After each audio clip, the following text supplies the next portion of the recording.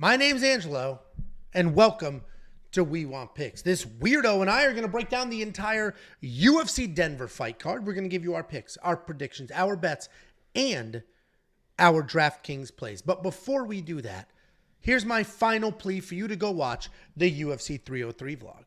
My masked friend and I went to Las Vegas. He got us the VIP experience. We did all the things, the press conference, the weigh-in, the VIP lounge, the fights. We did all the things. We went to the convention. We videotaped all of it. We had an absolute blast. If you've never been to a UFC event, this is a really cool... What the fuck? What? And you made me curse 40 seconds into this. There goes monetization. What are you doing? No, it's anything. Okay. I don't know what this bit is, but I'm sure he'll get to it. Watch the vlog. This is the thumbnail.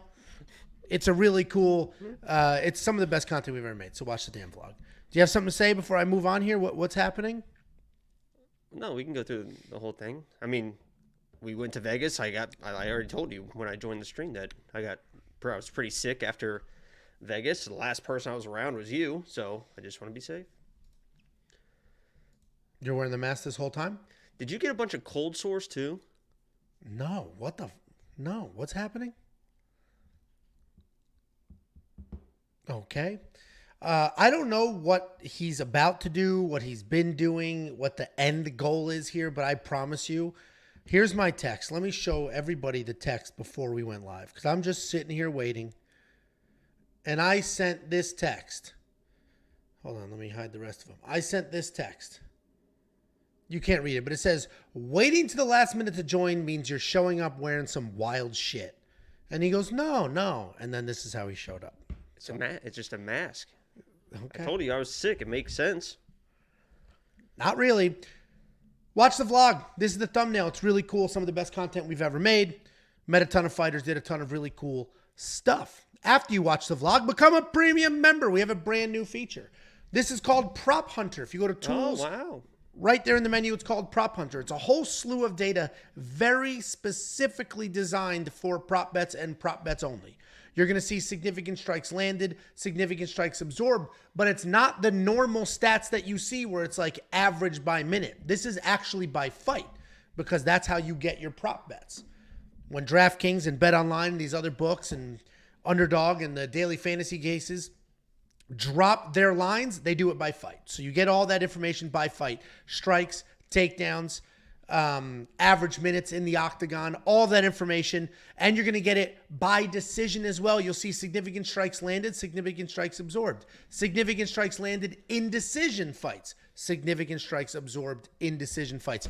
Lots of really cool, pertinent data that you can interact with, ready to go. If you're already a premium member, it's just another feature ready for you, available this minute. If you're not a premium member, become one. It's freaking $10 a month. Not only are you going to get tools, you're going to get the safety parlay. I don't want to jinx it, but I have hit 5 in a row.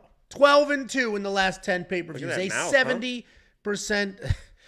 70% event win rate, a 25% lifetime ROI. The safety parlay continues to be the beacon of stability. Admittedly, this card is a very difficult one, but it is what it is. WeWantPicks.com, $10 for an entire month. You're going to unlock the safety parlay. You're going to unlock the tools. You're going to get the line movement tracker. You're going to get the detailed data metrics. Happen in real time was pretty fun. Yeah, fuck that guy. Think I give a shit? The detailed data metrics and analytics. He said, laugh my ass off. Just kidding. Well, he was gone before I saw that. The DraftKings ownership. We have the best DraftKings ownership projections in the game. I know most people are here for the bets and stuff like that, but straight up, if you're a daily fantasy player, then this is the way to go, because you're going to get the ownership projections. It's going to be preloaded into the optimizer. And you're going to get far more than just myself, Jacob, and the few things I just mentioned. You're going to get a whole lot of other stuff, including picks from Artem for not only UFC, but PFL, Bellator, LFA, the regional shows, and the artificial intelligence. The artificial intelligence is picking fights at a remarkable accuracy. And then we have built betting programs and betting systems around those artificial intelligence picks. All of this stuff, a million other things that I did not mention. WeWantPicks.com. Click Become a Member. It is only $10 for an entire month. Jakey boy, the next slide is the fights. Do you have any words before we... Lock of the Week's been killing it. I've only missed 2 picks on 2 cards combined. really doing well. That's great. You are doing really well. How many lock-in weeks in a row? 2? Premium members have hit 3 in a row, but yeah, we've hit 2 in a row as far as picks goes. 2 in a row, straight up picks. 3 in a row if you include the bet. Lock of the week video, by the way, almost got 10,000 views in one day. I think that's a record. It's like just over 80, almost 8,500, I think. I mean, you hit 2 in a row. One of them was the biggest one you've ever done. It was a week off. People were thirsty, man. Running hot. You know what else is running hot? What? Angelo, I'm very proud to be here today to announce that I am about to debut some new facial hair. I've restructured my facial hair, and I think that I just want to make sure that people are prepared, right? Because I know a lot of people are watching with their wives, girlfriends, boyfriends, whatever it might be. I think now would be the time to ask them maybe to leave the room, right? Because once this is debuted, I can't stop what's going to happen to those relationships. If you're a female out there watching, I would recommend grab some towels. Because this is you ready for this? This is, I think, my new facial features, facial hair for the back half of 2024, and I'm happy to debut it right here for you, Angelo. Are you ready? I've been ready. This is serious, too. This isn't like drawn on shit. This is serious. Okay. What am I looking at? You can't even, it's the same color as your skin. What are you talking about? You see? I don't see facial hair. You're like an Indian kid in kindergarten. There's nothing there, man. Some fuzz. You can, hold on. Maybe if I turn the lights down. This is literally like Pradeep in first grade. What am I you looking see, at? I got it's the mustache and then this thing. It's like the Johnny Depp. I don't look like Johnny Depp right now.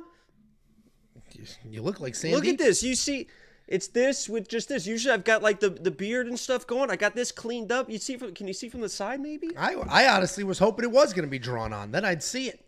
Yeah, I think right there. I guess you kind of look like Smash Mouth a little bit. Is that a good thing? I don't think that's ever. I'll tell you why the reason I'm doing this too is because when we were sitting in that VIP section at UFC 303, I'm talking to this Irish guy, and I'm like, God damn, this guy smells good, looks incredible. The accent, and he had the mustache with just the thing. And I'm like, I gotta rock that. So here we are.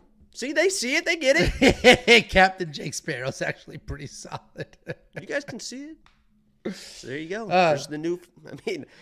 Dude, imagine being obsessed with somebody else's height. So where all this randomness is coming from this absolute weirdo is in my own videos, which I am having fun with, and I'm recording, you absolute doofus. I took a video with Kyle Barallo, and it's all on like weird selfie angles. And I was like, how tall are you? And he's like 6 feet. I said, you can't be 6 feet. I tell people I'm 6'3", and you're taller than I am. All in good fun. If you want to obsess over my height, if you think I'm 6'3" or not, that's your choice. Plenty Angel, shut the fuck up. Nobody cares. Jonathan Valentine with a $49.99, his third ever super chat, says, thank you guys for all you do. Last week was a huge success. We do appreciate the kickbacks. The $49.99, I guarantee nobody tops that donation tonight. There's no doubt about that. We're feeling good about the last few weeks, and we're going to continue that momentum. They always put in these bye weeks, Angelo, to try to cool us off. Doesn't work very often. Doesn't work very often. I'll tell you that. Slow it down. Now, hey, listen, $50, more than generous. Very appreciated. Thank you very much. I get $2 of that. And with that facial hair, we'll get you to 3.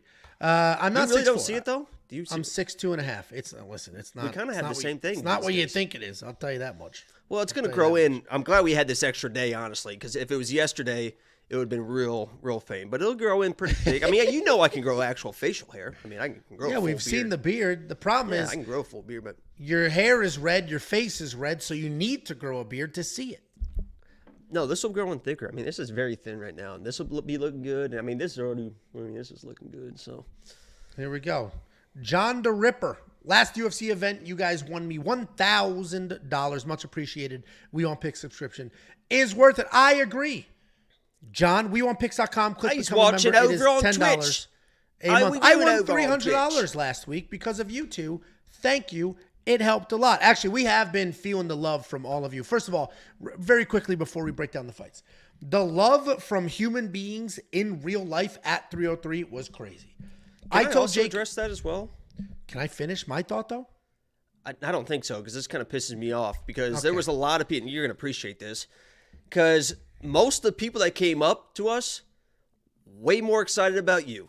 Way more excited about you. There was a couple times where I was like, hey, I'm Jacob. And they were like, oh, nice to meet you. Hey, Angelo, anyway, you do great. I love your videos. I'm like, what the fuck is going on here? Because it seems in these live chats, it seems online in the Discord, I'm the favorite. We get in front of real life people and they're like, hey, Angelo.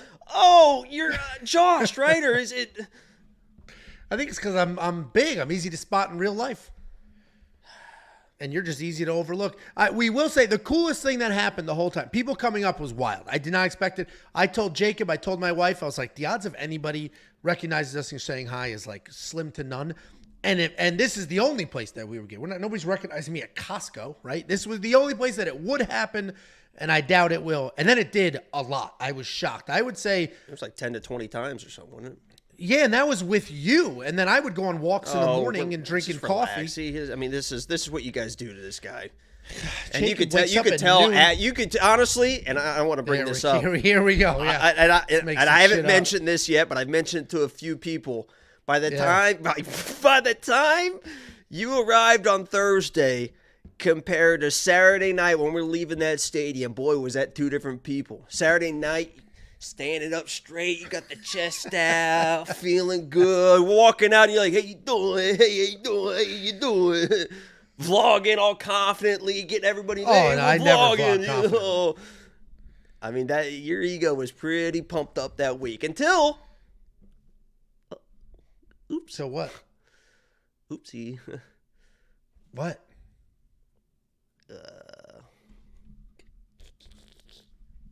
Jacob was the most hungover I've ever seen anybody ever. It was pathetic. So then I was a good friend and got an IV with him. And the lady was like, yeah, you guys are good. You guys are good to get IVs. You guys both passed the physical. Here's your IV. Is that not what happened? Not what happened? Angelo barely passed a blood pressure test to be able to get fluids put into his body. She literally went, and she reran it. She goes, not gas. And she reran it. Didn't say a word. She goes, oh, there's got to be something wrong. Didn't say a word. Reran it, and then goes, tell me this isn't word for word. She goes like this. It's still within the zone, so we should be able to go ahead. And she looked at the other nurse, and the other nurse was like, yeah, okay. Listen. So, yes, I passed. And a couple things working against me. First of all, hungover. Second of all, I slept 3 hours that first night.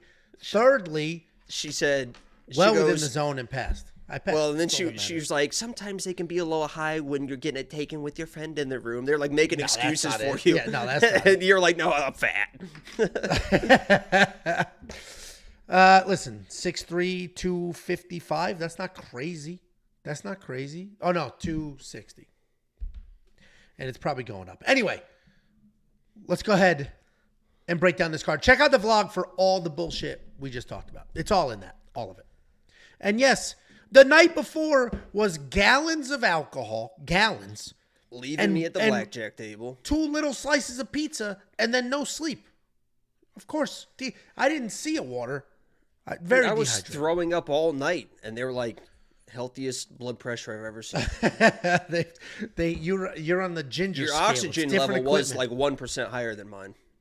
Yeah, I'm good, dude. Good to go. Well, that's probably because that we won't bring this up, but I did like I said I would light up a nice cigarette. Don't you gotta be careful the words you say on the street. YouTube's gonna be like, nice one the on Marlboro Wednesday. Man. And we were ripping that. Angela was like, give me some of that. I did eat this breakfast. It wasn't chopped beef. That was corned beef and hash, and it was spectacular. It's all in I couldn't the vlog. smell Luana, but I'm telling you right now, Kyle was the best smelling human I've ever smelled in my life. Positive vibes, too. He put me in a rear naked choke, and literally the rest of the night, I could smell him on me. I'm being dead serious. I would get, oh, God, Kyle. He smelled like $1 million fucking dollars. I want to know what he was wearing. Kyle, let me know what you're wearing, man, because Jesus Christ, you smell good. He was all positive energy. The last thing I'll mention about the freaking trip. Oh, and get on our show, Kyle. Come on, buddy. The last thing I'll mention before we move on about the trip, the coolest thing that happened though, this is where I was going, and then you started calling me fat. Okay. You were like, everybody was more excited to see me than you. The coolest single moment that happened over this 3-day period was we were sitting in our section, and then an entire section away, not in our section, not in our seats, the very first fight of the night, lock of the week, this arena is 99% empty. An entire section away after what's his name slams his shin. Vinicius Oliveira slams his shin on Ricky Simone, starts limping around. Somebody yells out, lock of the week fading. We didn't know this person. We hadn't said hi. They hadn't come up. We did not know. And they just yell out, lock of the week fading. And that was a surreal moment. Because then you start looking around. It's like, who else here is like... beat his ass. Like, I walked straight over there and just pummeled that dude. He was actually a really cool dude. They were sitting right he was there. Like 6'4", good looking with his wife and they were cool. They actually had a Brazilian flag, whatever. But it was cool. I started talking to them, and then some other dude walked up and was like, lock of the week. I always tell. I was like, I'll dap them up or whatever. And then I walked down to talk to Vinicius, and then the people down there were like, yo, lock of the week, lock of the week. It was crazy. It was people, they love me for sure. All right, 2 minutes ago, that wasn't the narrative. Let's go. Let's move on because we have a brand new fight to break down. This fight was added to the card literally hours ago. Jacob sent was that last night? I woke up to the tweet. You sent a tweet last night of Darrius Flowers begrudgingly posting about accepting this fight. Yeah, guy doesn't even want to be there. It's crazy. I have that in my breakdown here, but the new fight added to UFC Denver, we have Evan Elder taking on Darrius Flowers. Evan Elder 8-2 overall, 3-2 in his last 5. He is coming off a decision win pretty much an entire year ago. He's taking on Darrius Flowers, 12-7 in his career, 3-2 in his last 5. He's riding back-to-back losses, looking for his first official UFC win. It's an interesting matchup, and Evan Elder opened up as a big-time favorite, continues to be a favorite. I don't know if you want to check those odds. Minus 410. Minus 410, yeah. So it's continuing to widen. He is a talented guy. He's pretty good everywhere. He's got a loose striking style. He'll land really heavy kicks. He's got nice, solid punching combinations. He's got good takedowns as well. I do wish he used them a little more than he does. He can be hittable, but when he does initiate the wrestling, he does get fights to the ground. He's composed. He's methodical in her work for control while still managing to land strikes. He does have good submission defense. We saw that in his loss to Preston Parsons, and he is coming off that win over Gennaro Valdez about a year ago where he showcased his speed and his power. He's taking on Darrius Flowers. This guy is just an in-your-face fighter. He's got high, tight guard. He uses that to march forward and will bomb away. He'll throw heavy punches. He'll work in a slam takedown or two. He's incredibly dangerous, but he can be really sloppy, and he does chase. He works really fast. He can be wild. He sets a crazy pace, but at the end of the day, if the pace slows down, you will see that he actually has some good skills. He's a solid BJJ guy, but he needs that pace to slow before even thinking about it. He's coming off that decision loss to Michael Johnson back in February. I mentioned we found out about this fight on Twitter. Darrius basically, he posted it on, it might have actually been an Instagram post. I don't know if it was a tweet or an Instagram post, but he basically made a post standing there smiling, essentially complaining that he has this fight. I told myself I'd never step up on short notice again. I don't want to fight at elevation, but it is what it is. I got the call. And it reads like somebody who is laying out excuses ahead of a loss. Like he basically flat out said, I'm just doing this to extend my contract. It doesn't read like somebody who's like, yes, I'm on the card. Let's put it this way. It doesn't read like Dan Ige begging to fight on 4 hours notice. It reads like somebody literally who's making excuses ahead of time. And I get it. If he's worried about his cardio, I don't know what kind of training camp he was in or not in or what his deal was. The reality is Darrius Flowers is very dangerous early. I imagine he will fade quickly. Evan will take over. The guy is hittable, but he's an absolute dog. Evan's going to be the pick. The line is continuing to widen. I actually understand it. Do I think the line is too wide? Yes. Do I understand the money coming in the line? Also, yes. Evan Elder's going to be the pick. What do you think, Jakey? Boy. Yeah, I like both of these guys. Obviously, Darrius Flowers is probably not the better fighter here. That's probably what it's all going to come down to. But he is going to be a dangerous guy, especially early. You mentioned he comes out, he gets in your face, he throws bombs, even in the scrambles early. If Evan tries to, shoot takedowns to kind of neutralize this guy early, he's got to be careful, even with Darrius off his back and in those sweeps, because he is a good jiu-jitsu guy. I mean, that's a Gracie tattoo on his chest, right? Gracie tattoo. Yeah. Jiu-jitsu tattoo. Obviously, Evan Elder is my fucking boy. Former lock of the week. He came in against Nazim. He showed that he was a dog against Preston Parsons in a very short notice, I think, up in weight fight. And then came in against Nazim. I got a lot of shit for picking Evan Elder in that fight. He was up 2-0 and then got that cut. So that was like one of the most heartbreaking lock of the weeks of all time. And I know that this kid is an absolute fucking dog. I'm a little bit surprised at the odds, right? Because these are both short notice guys up in elevation, and Darrius does know how to do pretty much everything, right? He's not a super talented guy, but he's a dangerous guy, and he knows how to strike, he knows how to wrestle, he knows how to grapple. So I thought that these odds would be a little bit closer, but as far as the fight goes, it probably should be like a -300, -400 for Evan Elder, because he is the better fighter, he probably is the tougher guy, and he probably has the better cardio of the two if all things else are equal, meaning like they didn't have the same training camp and all this stuff. So I like Evan Elder here. He should be able to get it done, withstand the crazy stuff early, and maybe get this fight to the ground and just kind of grind him out, maybe find a second or third round finish. Could pay handsomely. The problem is, and actually I was just reading this comment, Angelo's really good at over and unders. What do you think is going to go distance, etc. Anytime you get short notice, that changes things. Then you get elevation, that changes things. There's just so many. Man, this card, this is going to be a weird card, especially for round lines, because when you add elevation and exhaustion, you either get decisions because nobody has the energy to finish, or you get a bunch of finishes because people are completely exhausted. They just give up. So it's just it's so tricky. Neither one of these guys are quitters. So I don't know what's going to happen here. They're both short notice, essentially, and this could be a back and forth, or at least early Darrius, then Evan takes over, but then he's too exhausted to finish Darrius, and we end up with just 15 minutes in the last 7.5 are ridiculously slow and sloppy. It's just, elevation is tough, short notice is tough. Does that make sense to you? You agree with that statement or no? I wasn't listening. Yeah, no, that makes sense. That face, the facial hairs, he's just too cool for the... Too cool for the feedback. You see it now, huh? It's growing in? Yeah, it's thickening up right in front of our eyes. Woo-woo. We don't have any DraftKings. What was that? There's another thing that's getting real thick right in front of your eyes, too, looking at this beautiful Evan Elder character. All right, well. Okay.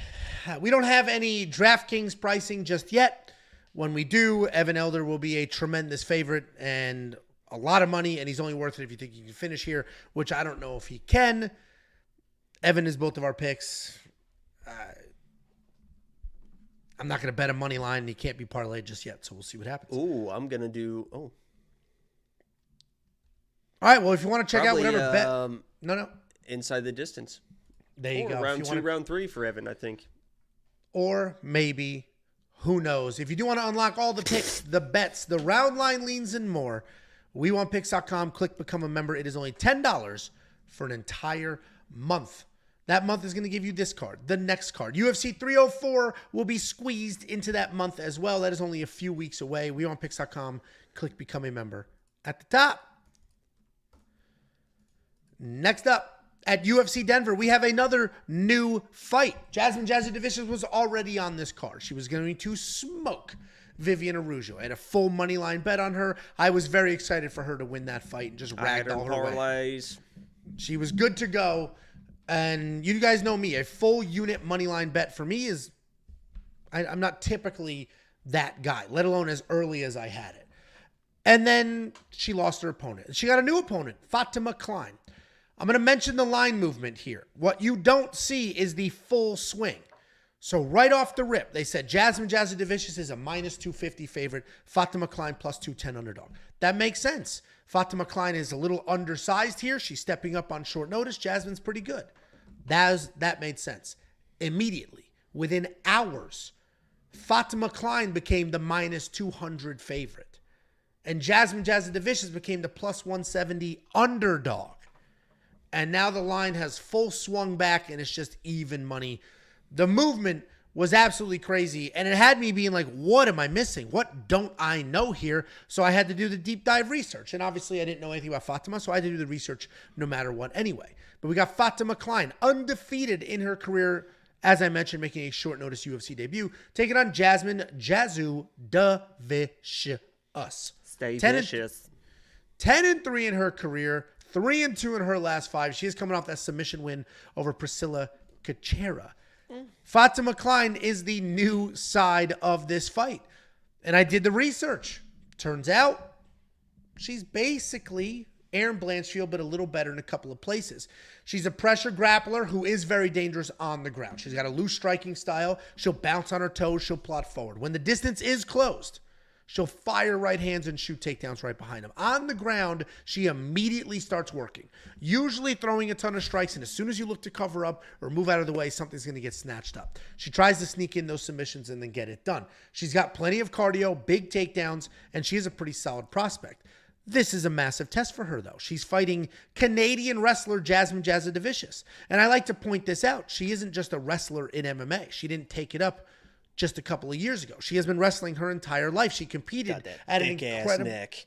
She's got the wrestler neck, the wrestler attitude, and she's been competing her entire life. She represented Canada. She's done all the things. So she's an actual true wrestler. She sets a nice pace. She will engage a striking match. She'll hang out. She'll throw a bunch of strikes before she'll work in some takedowns. She's got a solid clinch where she'll control the body, throw some heavy knees, and then look to get you to the ground. Fantastic hips. So if you shoot first, she will win the scramble. Very accomplished wrestler, as I mentioned, and she's coming off that late finish over Priscilla Caceres, where the striking look improved from her previous fight, which was Tracy Cortez. This is a very different matchup for Jasmine Jasudavicius. Jasmine was going to take down Vivian and beat Vivian up. That's what was going to happen in that fight. I was very confident in that. I don't know if Jasmine's going to take down Fatima. I think she should. I don't think she should be afraid of the grappling. I think she should take her down. I'll trust the wrestling base over 115-pounders bottom jiu-jitsu game. But what she might end up doing is engaging in the striking. And then she's going to get shot on. And then once she gets shot on, now she's defending takedowns. And then it's a weird look, and we don't know what the judges are going to do. It is short notice. I do love Jasmine. I trust Jasmine's wrestling. I think Jasmine's going to be bigger physically. I think she's going to move forward, pressure forward, hopefully get the takedowns, not stick around for a striking match. And I'm not saying that because I think Fatima's a better striker. I'm saying that because if Jasmine's not pushing the wrestling, Fatima will. And if she does sneak in a takedown, getting up is going to be a lot harder. If she does just shoot takedowns, even though she's not successful, well, she's doing something, and the judges might like that. So I am going to pick Jasmine. She is going to be the pick. And just the other day, I was texting with Jacob. I'm like, oh, Jasmine's plus 150 right now. I missed the plus 170. I'm not sure what to do. And Jacob, in no uncertain terms, was like, don't be a pussy. Just bet on her. And I was like, yeah, I'm going to wait. I'm going to wait for the plus 3.5. Then the line corrected itself. It's even money. I did not get that bet. But I am going to pick Jasmine. Sketch, who do you think wins this fight? Yeah, the other half of that story is I told you don't be a fucking pussy and just bet on her, and then I went ahead and just bet on her. So I got her plus 145, I think, plus 140, something like that. So I do have a bet on Jasmine, and there's going to be a few breakdowns on this card where, you know, obviously we like to break down and give you the technical analysis. I think Angela is probably the best at that as far as what fighters do best and what's going to work inside of a fight, and I'll kind of tag along there, and I'll make my own breakdowns. There's a lot of fights on this card because of elevation, short notice, weird shit going on, where my breakdowns are just going to come down to who I think is more of a dog, who I think has more heart, who I think can grind out these fights. There's probably 4 or 5 fights where that's all it's going to come down to.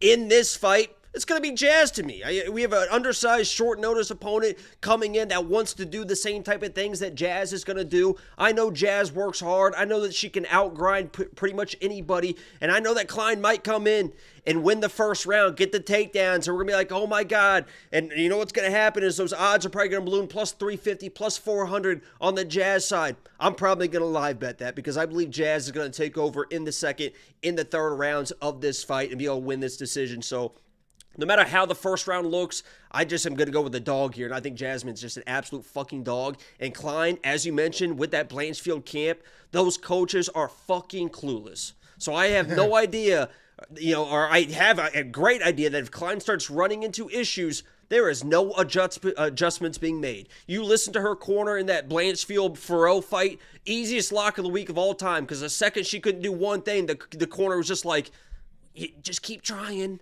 There was no adjustments being made. It's a terrible fucking corner. It's the same corner it's going to be in Kline's corner. She's probably going to have success. Things are going to start going south, and they're not going to know what to do to make adjustments, and Jasmine's going to take over and win this decision. Yeah, I mean, I'm on the Jasmine side as well. I do wish I had the courage just a few days ago to make that bet, but it is what it is. Jakey Boy did it, and hopefully that comes through. The wild swing is crazy. Why do you think at one point in time, like somebody bet on Fatima at minus 170 and pushed her to minus 200? Why do you think that is?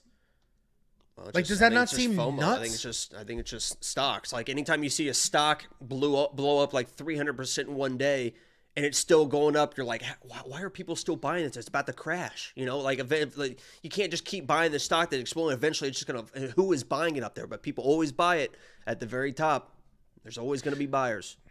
Like, I understand the Luana Santos movement. It's slow and steady. You're looking at it, yes, she should win. It's slow and steady. A few of these are slow and steady.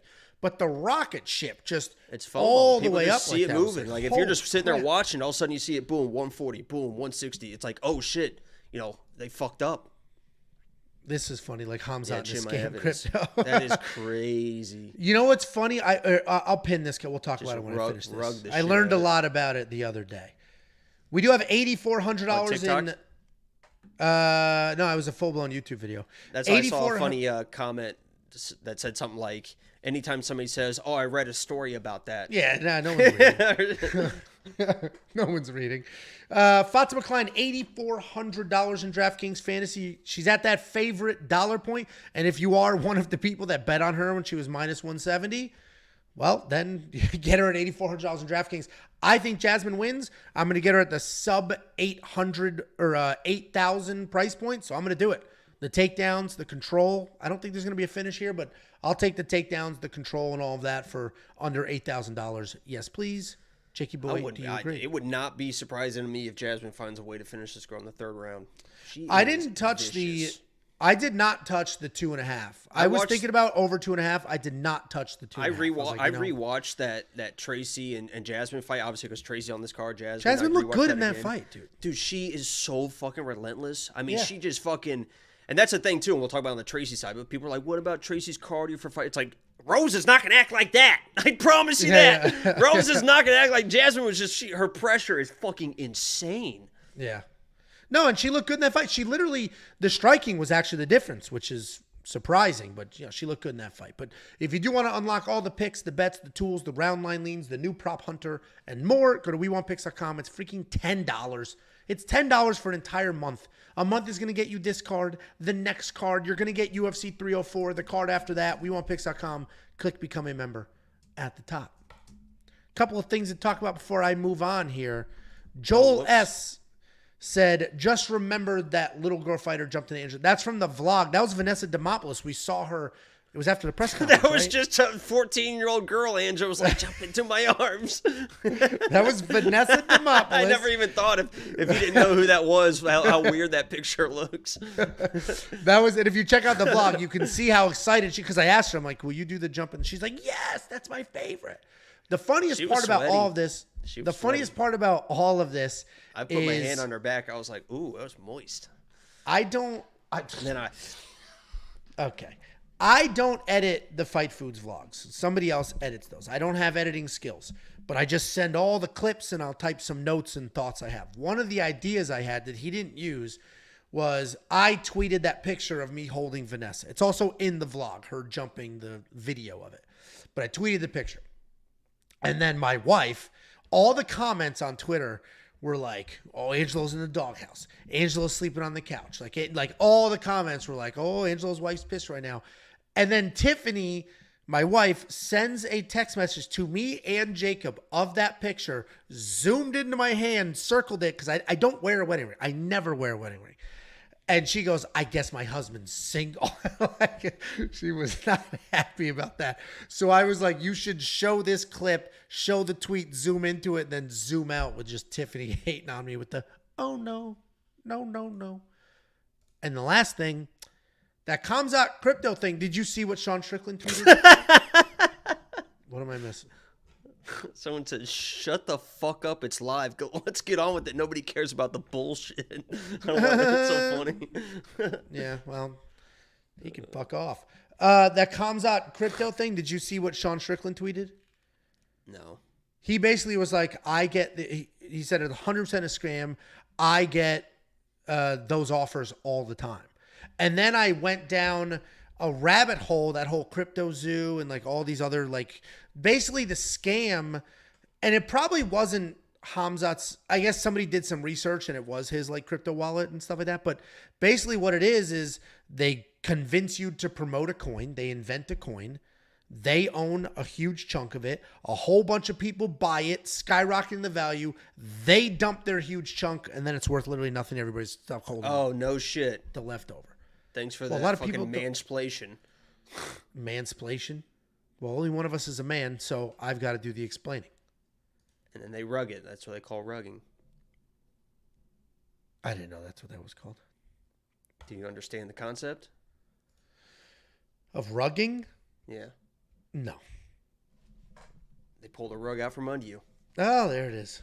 See, thanks for the mansplation.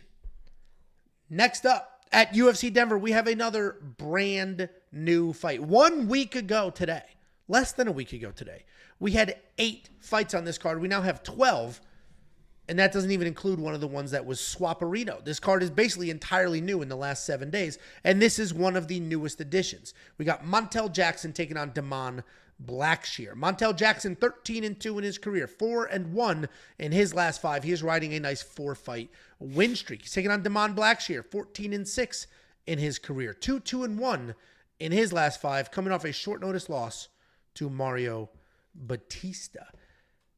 I like this fight. This is a very interesting fight, and I totally understand this line tightening as the week goes on because we got Montel Jackson, very, very good high-level wrestler who has made a name for himself with his legitimate power and speed. It's Montel Quick Jackson, and holy shit, is he quick. He's got lightning-fast hands and legitimate power in there.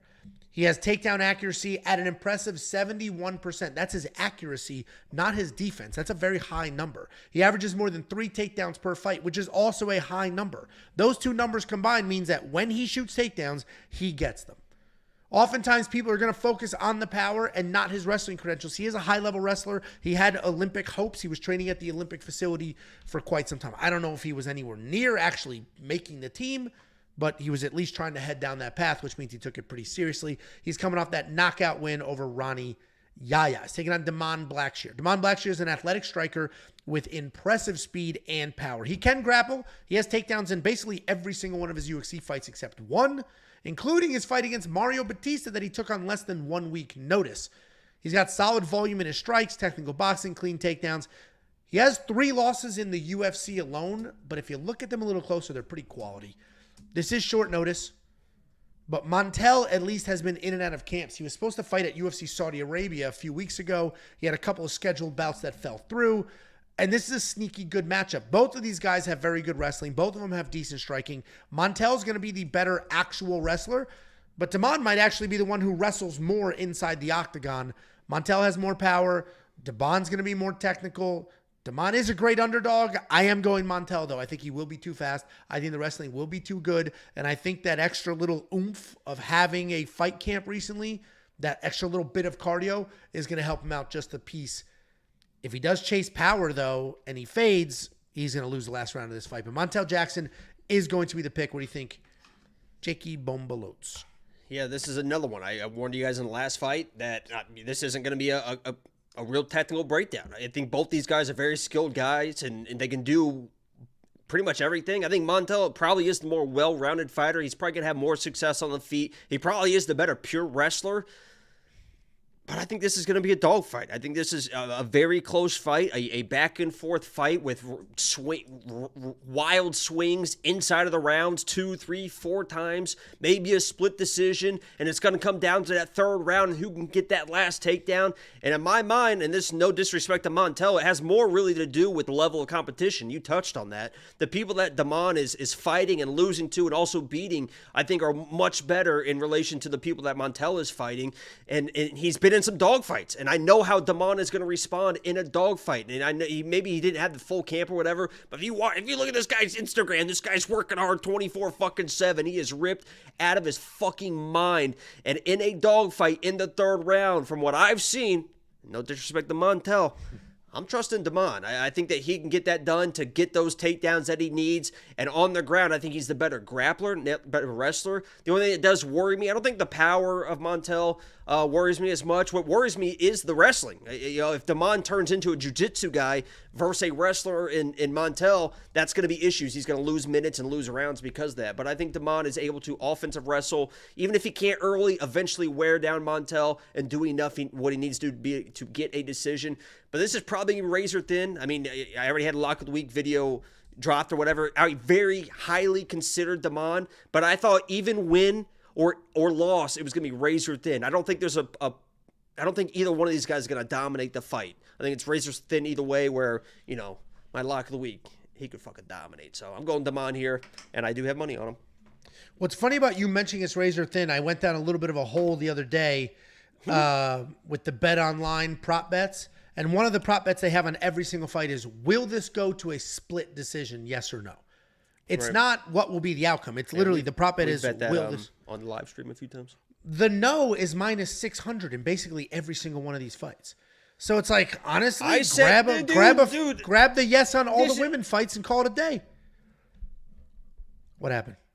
I mean, in Discord, this was a very well-known thing a couple weeks, or 3, I guess it was 3 weeks ago when they had like 3 or 4 split decisions. Before that card in Discord, I told everyone as a meme, as like a meta play, bet every fight by split. And I think 3 of them hit. And like you said, the odds are crazy. It's minus 600. Bad idea. It's not a bad idea. And a lot of those sports books will cap you, so it'll be minus 600, but they'll cap you at $600, meaning you can only win 100. I don't know. I didn't try it. I'm not laying out $600 on no. But I was like, you know what? Let's put it this way. There's no way Cody, Brundage, and Abdul, Razak Alhassan go to a split decision. There's no way that happens. That was only minus 700. If that wasn't capped, it's like, all right, let me take out 50 grand, throw 50 grand on it, get a 10 back, boom. Made 10 grand on what is basically a short thing. Well, I would, I think that could go to a weird. And that math is wrong. Anyway, Montel Jackson, $8,600 in DraftKings Fantasy. I'm going to stay away. I don't think he's going to cover that salary. He's going to need to get a whole lot of wrestling done to cover that salary. Elevation is here. The wrestling might slow down after a round. I'm not going to trust the 8,600, but you're on the DaMon side. Do you trust him at 7,600 in DraftKings Fantasy? I was trying to think about this in my mind, and I don't know. I'm going to go back to you. Would you rather have, because they're about the same price, right? DaMon or Jasmine? I think both those fights are kind of the same. I'll take Jasmine over DaMon. I'll take Jasmine over DaMon. I'm positive Jasmine will wrestle. I'm not positive DaMon's going to wrestle, and he might not be able to successfully wrestle. Well, that's the issue. He's going to try to wrestle. Montel Jackson's a better wrestler. Jasmine will have success wrestling. Yeah, but DaMon's a better grappler if he can get on his back, get on top of him. I'd rather spend the extra. I don't like being mounted. I think you know that better than anyone. If you want to check out the Saturday night, if you want to check out the DraftKings fantasy information, the prize picks, the underdog, the brand new prop hunter, the slate slayer, everything that we have, go to WeWantPicks.com, click become a member. At the top, it is only $10 for an entire month, not $10 an event, $10 a month. WeWantPicks.com, click become a member at the top. $14.99 from Harpreet. Jacob going DaMon and Jean Silva in a parlay. Is that a question or a statement? I do have a wild parlay. It's not a premium play, and that was your 10th super chat. We appreciate that. $14.99, Harpreet. It says it was his 10th?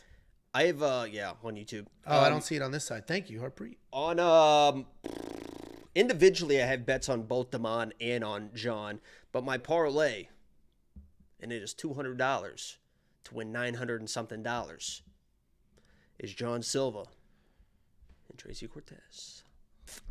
There you go. Thank you, Harpreet. $1.99 from Don Carty, Blackshear, Silva, Bonfim, Kline. Blackshear, Silva, we just talked about. Bonfim we'll get to.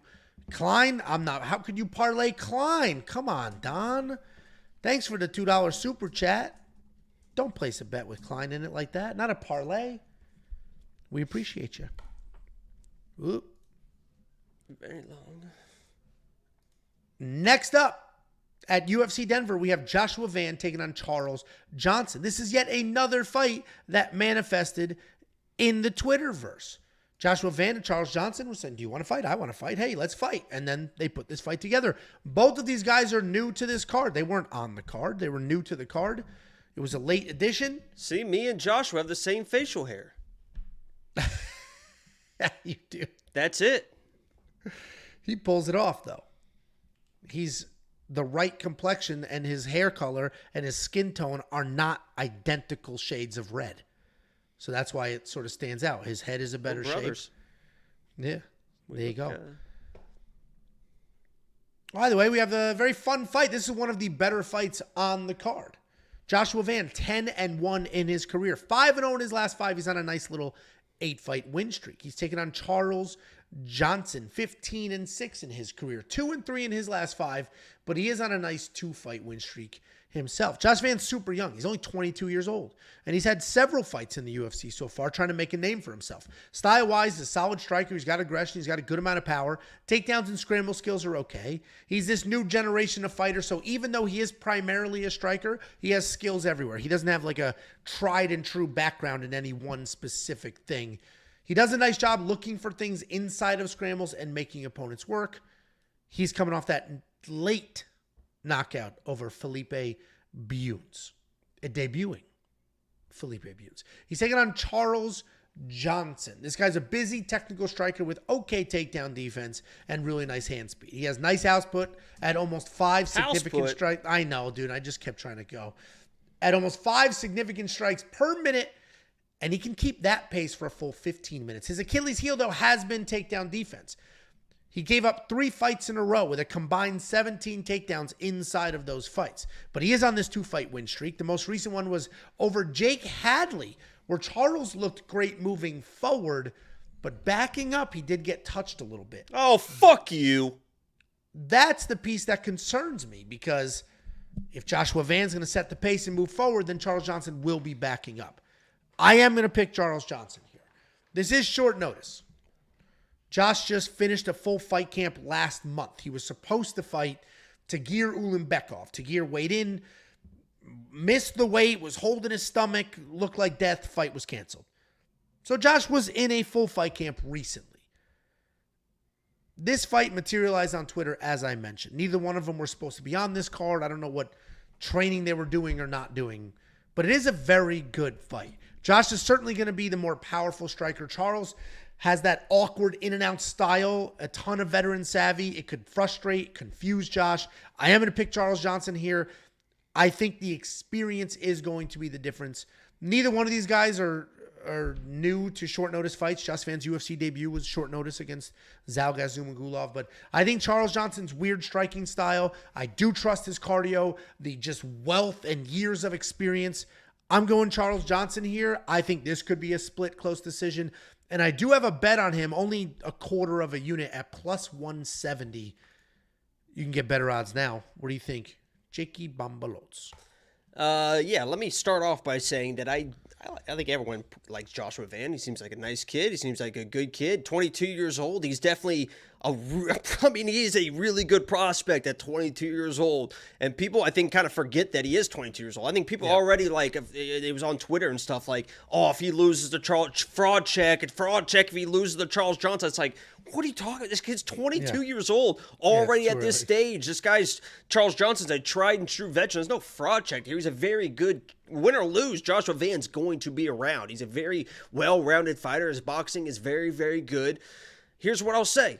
Right? And I think that Joshua Van has said that he watches breakdowns. I don't know if he's going to stumble upon this breakdown, but I got some words for you, Joshua.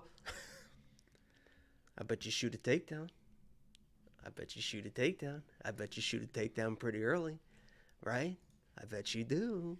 I bet you do. Because Charles Johnson does not lose striking battles very often. When it's just pure striking, he wins usually most of those fights. And he turns strikers into wrestlers. And he turns wrestlers into even more desperate wrestlers. So I know everyone loves Joshua Van. And he's a good fight. And he can win this fight. I mean, it's a very close fight. It's probably going to be back and forth. It's probably going to be a very close decision. But I believe that the veteran savvy of Charles Johnson is going to start taking over in the second, in the third rounds. And I guarantee he puts Joshua Van in a position who got dropped by Borjas, right? He's been hit before. I bet he puts him in a situation where Joshua Van's shooting some takedowns. And once we see Joshua Van shooting some takedowns, you know he's getting a little bit uncomfortable. And I don't think he's going to get those takedowns if he shoots them. And Charles Johnson's just going to be all over him even more. So I'm a little bit biased here. Obviously, Charles Johnson was my lock of the week against Hadley, and he's a great guy, and I think he's really coming into his own. And I mean, that guy works fucking hard. Not saying that Joshua Van doesn't, but I mean, he fucking works hard. So I think he takes over late, and Joshua Van's gonna be fine though. Even if he loses this, I mean, his career's gonna be fine, and it's nothing to scoff at. So close fight though, very close fight. Yeah, who's that nasty wrestler Charles Johnson beat 2 fights ago? He beat them all basically. He's never lost a fight. He loses wrestling matches occasionally. But he beat that. Oh man, I forget who it was. Was he also undefeated or a very similar record? It was like 16-1. It was an insane back and forth fight. People act like Charles was almost finished early, survived, and then did that. Like it was that was an incredible. Yeah, people act like Joshua Van just people act like Joshua Van's gonna roll over. Who has ever rolled over Charles Johnson? Nobody's ever. Even Makayev. He gets out wrestled. He gets out wrestled sometimes. But I mean, Jesus. No, I agree. That is that Maxim fight. Not that I always liked Charles Johnson. I always talked about how he was deserving of a UFC contract. He should have been here. But then he did lose a couple of wrestle matches in a row. And it's like, I don't know, man. And then when he beat Azat Maxim, it was like, oh, shit, dude. Charles Johnson's a gamer. And that's the type of fight that's where the experience might separate him here. But either way, this should be a really good fight. Josh, then we'll see what that prop bet is on Friday. You should hammer it. Joshua Van, $8,700 in DraftKings Fantasy. Charles Johnson, $7,500. I'm actually fading both. Charles Johnson doesn't score very well in DraftKings because he doesn't finish people. Joshua Van, $8,700 in DraftKings. I don't think he wins here. I don't think he finishes here. So I'm certainly not going to spend that money in DraftKings Fantasy. I'm assuming you agree with me, Jakey boy. Dude, people are like Van's in terms of striking is levels above Johnson.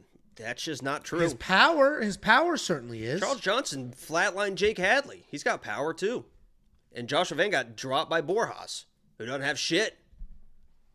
I mean, I did see it was funny to see those comments. A lot of people being like, dude, he didn't look good against Borjas. He finished late, but didn't look great. Either way, I do think Joshua Van is very, very good. I think Charles Johnson is very, very good. And I just think experience and cardio are going to be the difference here. And Charles Johnson is like a Sean Strickland. He can do what he does for 5 hours and not get tired. So Charles Johnson does get tired, but he doesn't quit when he's tired. He doesn't stop. He just continues. That's a big thing. Yeah.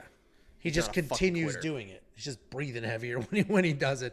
If you do want to unlock all the picks, the bets, the round line leans, the tools, the insight, and more, the artificial intelligence, WeWantPicks.com. Click Become a Member. It's only $10 for an entire month's worth of access. We do have a $5 super chat from Future Governance. He said, Fatima Kline.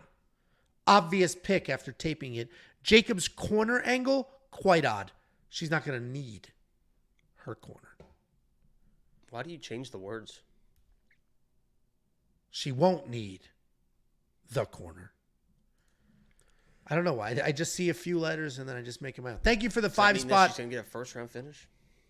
Or get finished in the first? Dominant.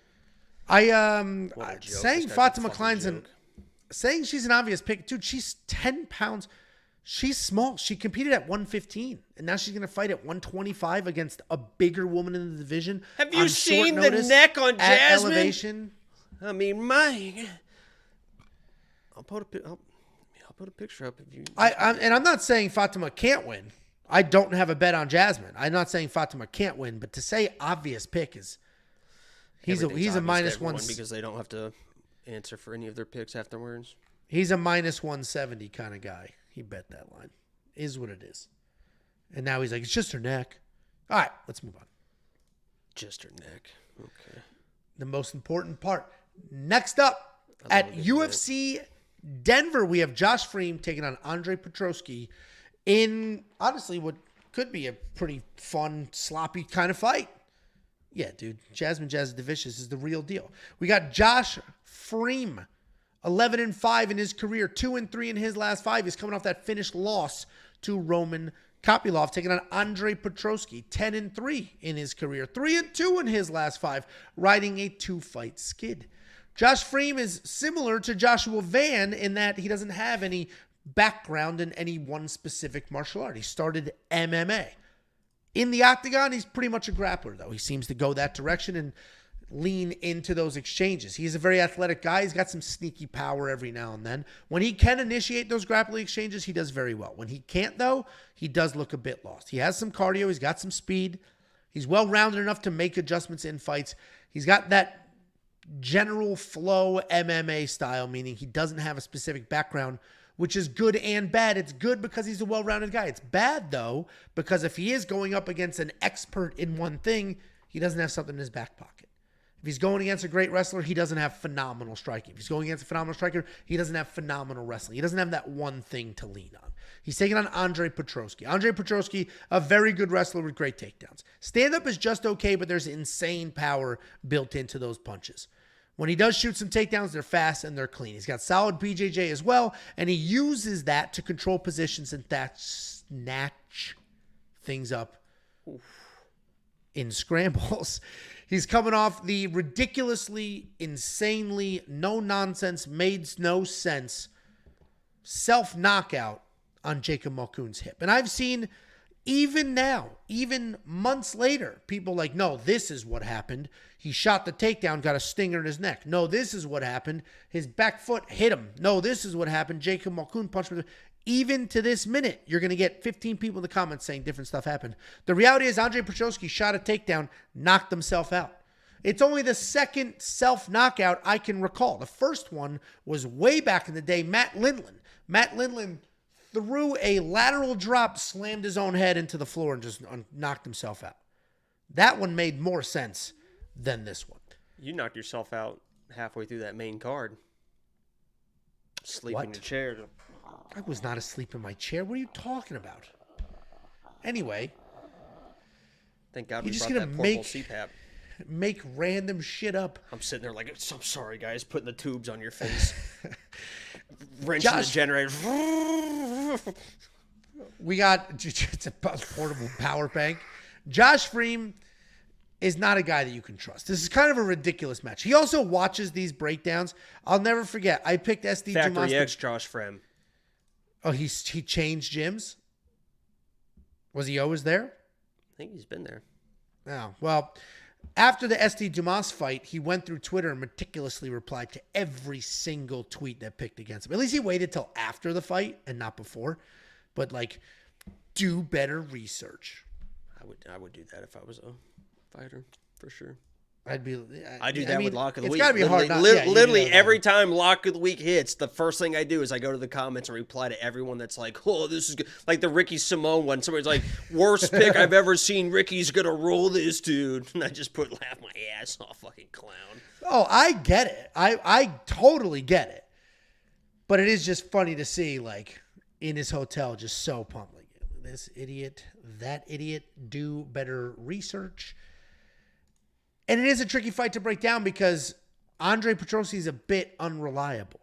But he is on a 2-fight losing streak. If you look at the 2 losses, though, one is very understandable and is just aging really well. And the other was just a bizarre fluke because he looked good in that Jacob Malkoun fight. He won that first round. He looked good in that fight and then knocked himself out. I got to lean Petroski here. He's going to hit harder. He certainly has the better wrestling. I don't know how Josh wins this fight.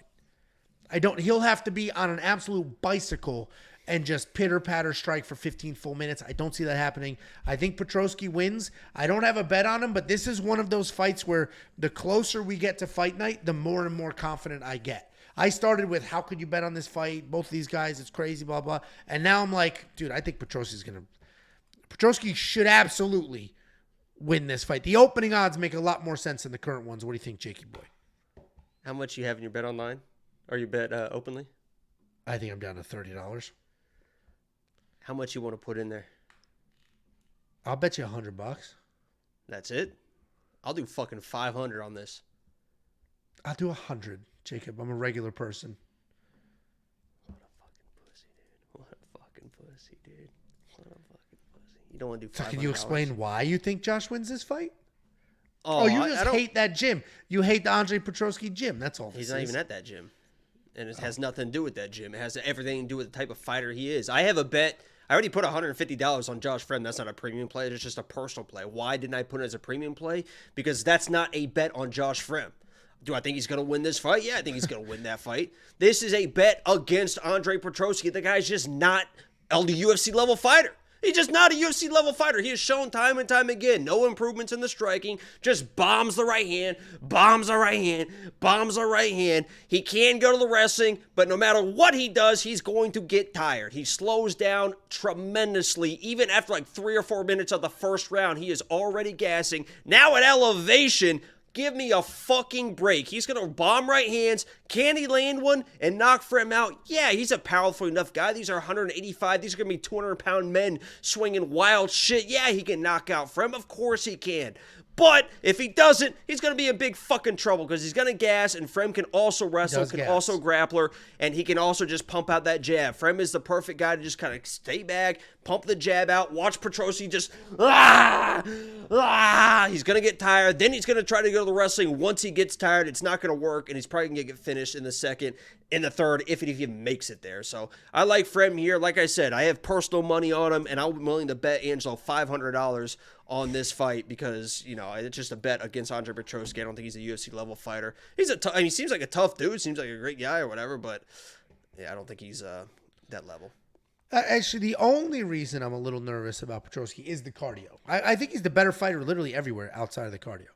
Hits harder, better wrestler, legitimately a better wrestler. That's not even a question. So it's just, can he be the better wrestler and hit harder for 15 full minutes? I don't know. At elevation, I know less. But I do think Petroski wins. Jakey Boy's on the Fremd side. $7,900 in DraftKings Fantasy, $8,300 in DraftKings Fantasy. What I would not do is put one of these gentlemen in your single entry cash game. What I would do, though, is have some exposure to tournament. I think this is an under 2.5 for sure. I think this is a fight that somebody's probably going to get finished. Either side. If Jacob's right, then Petroski will gas, slow down, maybe get TKO'd on top. If I'm right, then Petroski might land that big punch, get the takedown, just work on top, and then get the finish from there. Either way, it could be a really fun, entertaining fight. I'm actually looking forward to it.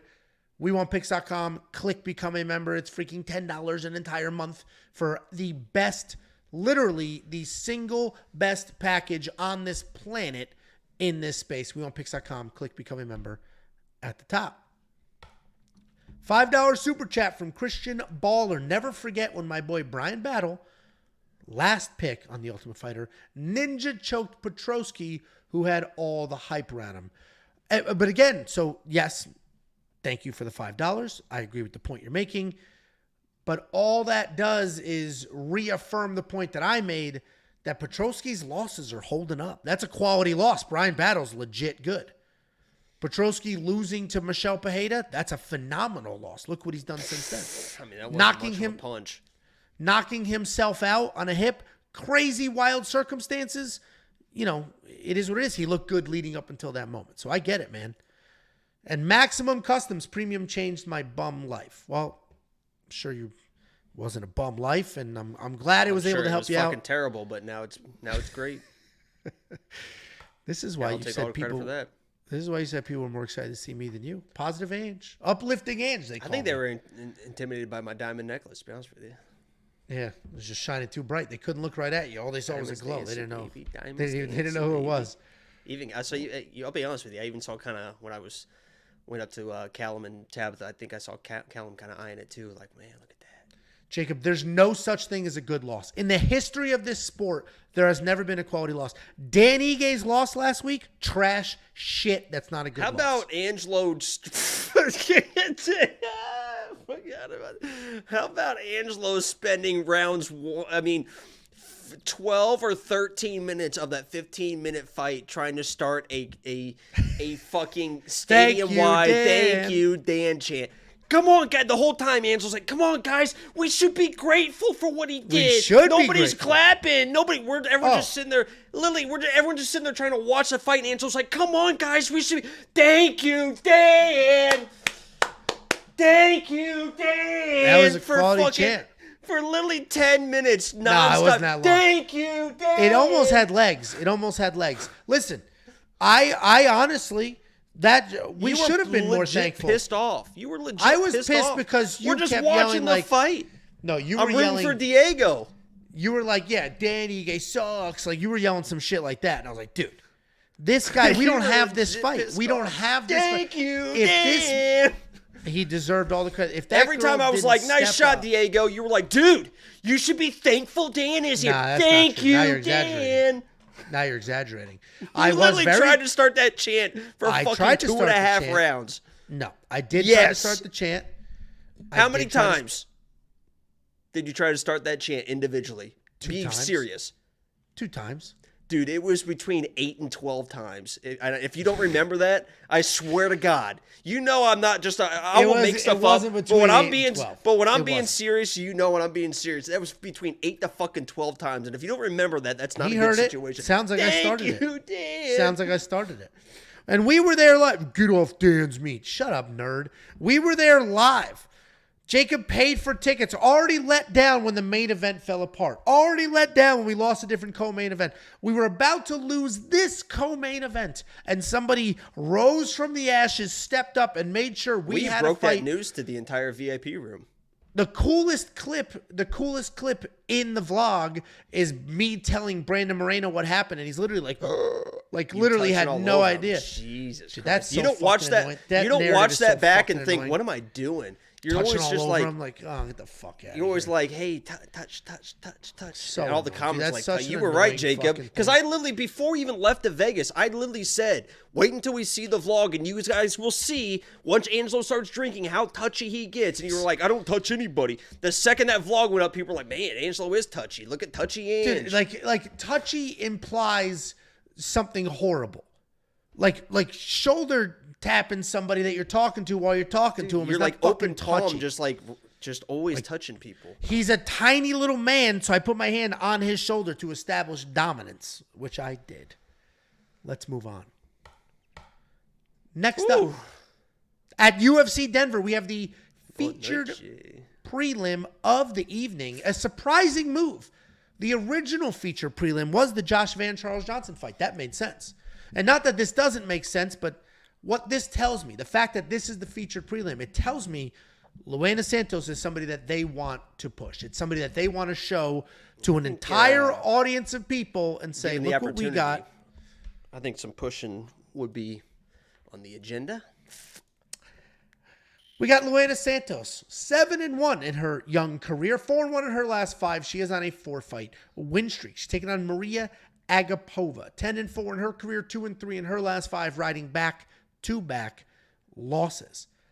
This is one of the most straightforward fights in the entire card. Luana Santos is a very slick grappler. She's got both traditional takedowns and judo throws. She uses that all to get to the ground. On the ground, she's patient on top, but she does a really good job maintaining the positions after the takedown. She doesn't have the best striking, and she does rely very, very heavily on her grappling, but she has no problem just slugging it out, standing in front of somebody. She is coming off that win over Stephanie Egger, where she had 2 takedowns, 8 minutes of control time, and that's even more impressive when you see what Stephanie Egger's judo credentials are, and Luana Santos was able to get that fight to the ground whenever she wanted to, essentially. She's taking on Mariya Agapova, her polar opposite. She's a come-forward striker with high volume, high pressure. She throws caution to the wind. Once she settles in, she stops trying to chase that first-round knockout. She does have clean technical boxing and nice combinations. She does possess some actual power. She is good on the ground itself, but her takedown defense is absolute trash.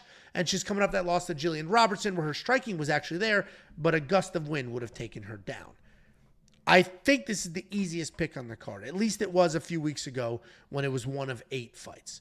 Literally because Luana can get this fight to the ground whenever she wants to. Mariya struggles to keep fights on her feet.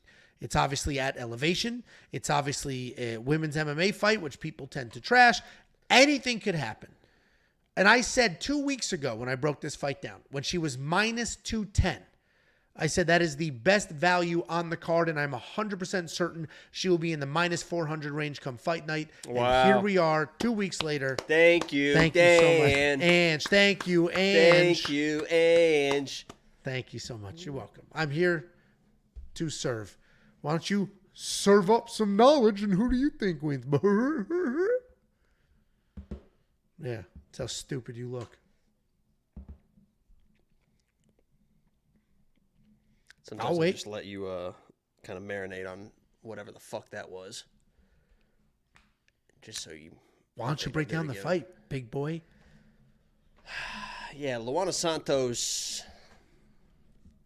How we doing? You know what I mean? Like, Tudo Bem. I saw that you were on the plane with this guy. Who's this guy? You know, I'm interested now. You got me curious, Luana. Who's the guy? You know, let me know. Because I know that guy probably doesn't have diamonds dancing in the VIP section at UFC 303. I'll tell you that. I know that guy wasn't chopping it up with Joanna Jojacek. I know that. Speaking Portuguese to Caio. Speaking Portuguese to Jessica Andrade. And if you want me just to speak Portuguese to you, you just let me know, Luana. I think she wins this fight. I'll be honest with you. I kind of have...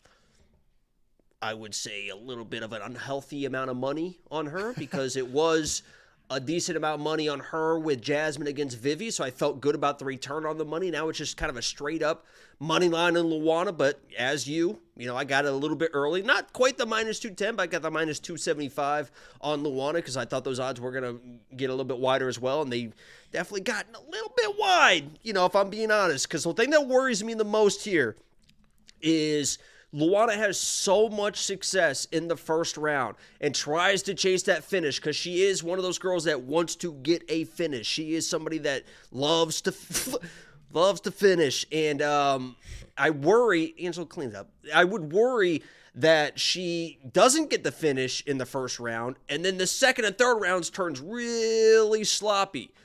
But even if the rounds are sloppy in the second or third, she's not a Brazilian big favorite that's just going to quit, right? We've seen some of these type of people that come in, they'll go for the finish, and then we'll get there, the next fight, the Gabriel Bonfim, people that are worried about the gassing later on. She's not a quitter, even if it turns into a dog fight, but I think she has all the opportunities in the world to kind of dominate this fight and to get a finish as well. So I like Luana Santos. Obviously, she's a little bit wild on the feet, but that's just kind of crashing in to get to that judo, and once she gets that judo, she'll be on top and do what she needs to do. So.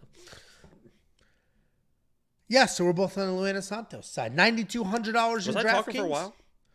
At the end there, you literally we'll see how it stops. It made I no just did sense. that on purpose. I don't know if you were. Don't know if you were. were On purpose because I was flustered and all the blood is going not to my brain. $9,200 in DraftKings Fantasy. She may be worth it because if she does have all those judo tosses, and even if it's a decision with a whole bunch of takedowns and control, great. If there's a finish, even better. Luana Santos might be worth that money. I probably will have a lineup or two with her in it. I understand the love for Mariya Agapova. She's the better striker in this matchup. It's not even close. The biggest issue is her ability to defend takedowns. And these aren't even normal shoot a double style takedowns. She does have those, but it is the judo. So defending this is an entirely different skill set. She used that against a judo national champion. Correct. And fucking Launched Stephanie her up in weight at 135, and now she's kind of refocused, rededicated herself. My prediction for this fight, honestly, was she's going to dominate the first round. The second and third rounds are going to be close. People are going to be sweating their minus 400 bets, and they're going to come out of it being like, oh, Luana sucks. Even though she's going to win it like a 30-27, be like, oh, she overrated, she sucks. Correct. It's like, just because the odds are minus 400, the expectations are crazy, Let's put it this way. It's easier as somebody, I wrestled the majority of my life, done jiu-jitsu, did a little bit of judo, everything. Defending wrestling takedowns is hard to do if you don't know what you're doing, but in a cage with the wall and everything, you can learn how to do that. You learn where to put your hips, how to push the head, all that stuff. And they train that over and over in these MMA gyms. What they're not training is defending all hip tosses. I defended all your wrestling takedowns, but you did. And how get me did with you the end little up on judo the kick. ground and submitted? Oh, there. That's what I'm saying. That's what I'm saying. To your point, it was the wrestling. Your wrestling was, I mean, baby stuff to fucking defend, right? Okay. I mean, I sprawled out, I threatened the front chokes, all that stuff. But the second you brought in the judo, you had to go to Plan B. You did get me down for. I mean, that was a quarter of a second. I popped up, defended another takedown. So sure. It is. It's a very different world defending judo throws. If you're not used to that, and I doubt Mariya defending all the takedowns as she wants in to. Midair, I was like, "What the fuck just happened?" I was like, "What the? How the fuck did I end up here?" I have an underhook. I'm driving for this takedown. I'm like, and all of a sudden I go from here with my head down to I'm like, "Oh no!" I was like, "Oh shit! Why am I in the air?" Uchimata you? Oh, yeah, I think I Uchimata you. Either way. Defending that is very different. It's not something people normally train, and I think that's why Luana Santos should be able to have quite a bit of success here, and I will spend that money in DraftKings Fantasy. If you want to check out the bets, the safety parlay, which is on a 5-event win streak, which does hit at 70% win rate, you can do so now. WeWantPicks.com. Click Become a Member. And here is a closer look at that safety parlay. It's not a pay-per-view week, but it will be in just 2 weeks, and this premium Lock membership, of the week's up over 8 units, over 30 units overall. Oh, lock of the week crushes. Agreed. Safety parlay in 2 weeks is going to be a pay-per-view. 12-2 in the last 10 pay-per-views. And before I finish that plug, let's go ahead and hit this one. $100 super chat from Brian Jackson without a comment. Brian, what's your comment? What do you want to say to us? That's Brayan. Brayan. Well, I don't have an apostrophe. I got nothing. That's Brayan, and that's... What's the message, my man? Say the message, and we'll chat about it. We appreciate Brayan it. might be a girl. That's not a girl. Brayan? It's not a girl. Might be, No, that's a man that sent $100, and I genuinely appreciate it, and I'd love to shout him out for what he wanted to send that 100 for, and we will do that as soon as he comments it. So thank you very much, Brayan. Or just Brian. They appreciate us. Brayan. Oh, it's a guy. I'm fucking... Well, we appreciate that super chat. Absolutely more than generous. That's 10 months. Actually, that's 1 year of premium membership, because if you buy it in a year chunk, it is only $100. Here is the address if you want to send some mail. We get all sorts of letters from people, and some people do send me food because I'm a large gentleman. And if you do want to send something, we will open all of it, read all of it, do all the things on every single vlog. The next vlog is UFC 304, which is just a few weeks away. Here's the address. We Want Picks, P.O. Box 406, good old Prosper, Texas, 75078. Thanks for the donation, Brayan. Maybe try to get a more manly name so you don't confuse people like me. Get my hopes up. I was very positive that was a man. I think you're just a little too... I mean, Brayan is like... Why are you saying Brayan? There's not an apostrophe or anything. I think it could be a fancy Brian. Could be a fancy Brian. Can you please type out how you pronounce your name phonetically? Phonetically. Oh, give it to me phonetically. Okay. Opening up the UFC Denver main card, we have... new addition, Drew Dober taking on Jean Silva. Drew Dober was supposed to be on this card already. We weren't able to line it all up. They weren't able to get it right. And then Jean Silva knocked out Charles Jourdain. 2 weeks later, found himself on the main card of a fight night. We got Drew Dober. And if you didn't know this, he is tied for the most amount of knockouts in lightweight history. Ooh. He can pass that with the win here. He's tied with Dustin Poirier. 27-13 in his career, 3-2 in his last 5. He's coming off that decision loss to Renato Moicano. He's taking on Jean Silva, the same Jean Silva that just won at UFC 303. He's 13-2 in his career, 5-0 in his last 5. Drew Dober, as we all know at this point, a take one to give one striker. He has a very, very good chin, and we did see it fail him against Matt Frevola a little bit over a year ago, but it has held up since then. The guy comes forward. He does have very technical striking, but he will just end up in just sort of a back and forth striking match. He's got plenty of power, hence he's tied for most amount of knockouts in lightweight history. He has an insane chin, which keeps him in fights a lot longer than you would expect. And he does have some other skills. But those other skills got him in trouble. He lost to Renato Moicano because it was a failed takedown attempt. He basically gave up an entire round. Lat drop for that. That wasn't even... It's different if you're shooting a single. The dude just pulled Moicano on top of him. Like, what are you doing, dude? And literally lost himself the fight. He could have won that fight. It was 1-1. Does that. That's how he lost the fight. He could have won that fight. The reason I'm saying that is because he's a lot better than what some people give him credit for. Some people are just like, he's a chin and he'll lose to anybody good. But he's a technical striker once you get past the chaos of the first couple of minutes. He's taking on Jean Silva. Jean Silva is an insanely powerful striker. He's loose. He's creative. The creativity is very fun to watch. He gets himself into some weird situations. He'll go from low hands, nice and wide, to high and tight. He'll work his way in and out. He lowers his level to just slam your body, and he has insane power. We just watched him knock out a historically very durable Charles Jourdain. And listen, a couple of things I'm going to say here. I do have a bet on Jean Silva. Jean Silva opened up as a plus 140 underdog. And this wasn't the instant line movement that Fatima Kline was. The money came in on Jean Silva, but it was almost slow and steady over the course of 3 or 4 days. It wasn't instant. And I hit that line. I have a half a unit bet on Jean Silva at plus 105. What I will say is the closer this fight gets, the less confident I am in that. Jacob's about to go crazy, and we'll let him do his thing. But first, Jean Silva is having a very quick turnaround. Jean Silva is going up in weight. He's a 145-pounder going up to 155 to fight one of the bigger 155ers who does have a good chin for the most part. So the question is, can Jean Silva Matt Frivola Drew Dober? Or is Drew just going to be there, eating the shots, just standing in front of him? He's not going to know what to do. I am still picking Jean Silva. I still think he wins this fight. This should be a striking match. He's going to be the better striker almost without question. But historically, these super fast turnaround people, Lupita Godinez lost, DaMon Blackshear lost. I have a little bit of buyer's remorse on my bet. I am still picking Jean Silva. But this should be a very interesting fight. Jacob, why don't you do whatever the hell it is you're about to do?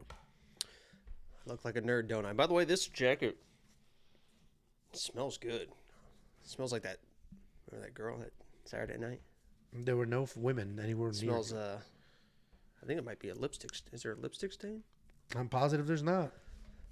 I haven't washed this since this jacket has touched. Dude, you Charles look like this is somebody who invented flight, a Wright brother. I'm a fighting goggles. You look like a Wright brother. So here we go, guys. Strap in. Let's start off with the last 3-4 years of Mr. Dober's career. Great looking guy, great chin, right? He's a good looking dude. Let's just run through these real quick. See, lost to Islam. It's Islam. We'll accept that. Okay. We see a loss to Brad Riddell. Quality loss. Brad isn't quite what we thought he'd be, but, there's an okay one as well. We do see a win versus Terrence McKinney in a fight where he was dropped and nearly finished. We see a win versus Rafael Alves, who no longer in the UFC, just killed a man.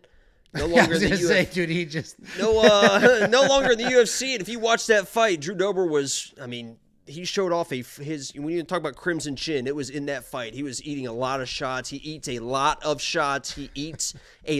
of shots. So that was a very high intensity fight, back and forth fight with Rafael Alves. He did get that win, got the finish in the third. Who's not in the UFC anymore. Then you have Bobby Green. He did knock out Bobby Green. That's a great win. Was getting lit up a little bit. That first round he was getting lit up pretty well by Bobby Green. So he got that win, but he was kind of getting lit up in that one.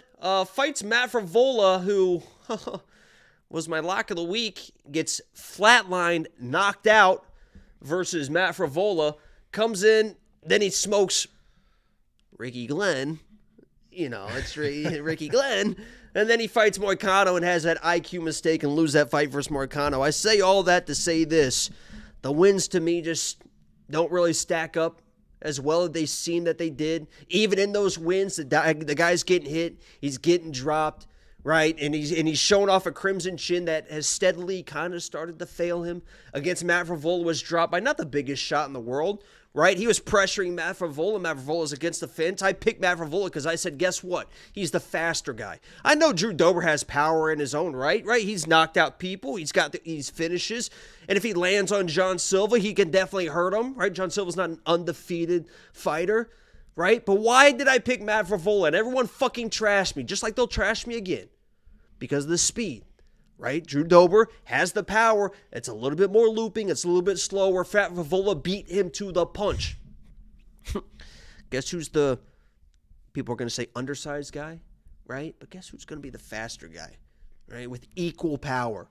That's an absolute fucking animal, an absolute fucking dog. And this guy is sound defensively as well. This guy seems to see everything that's coming his way, the leg kicks. And he'll let you know when you've been missing, then he's going to bark at you and fucking flatline you right after that. I have no doubt in my mind Drew Dober is going to be coming forward on those beautiful calves, on those tiptoes, pressuring forward John Silva, thinking that's the best idea. Short notice, undersized guy, I'm going to wear him out.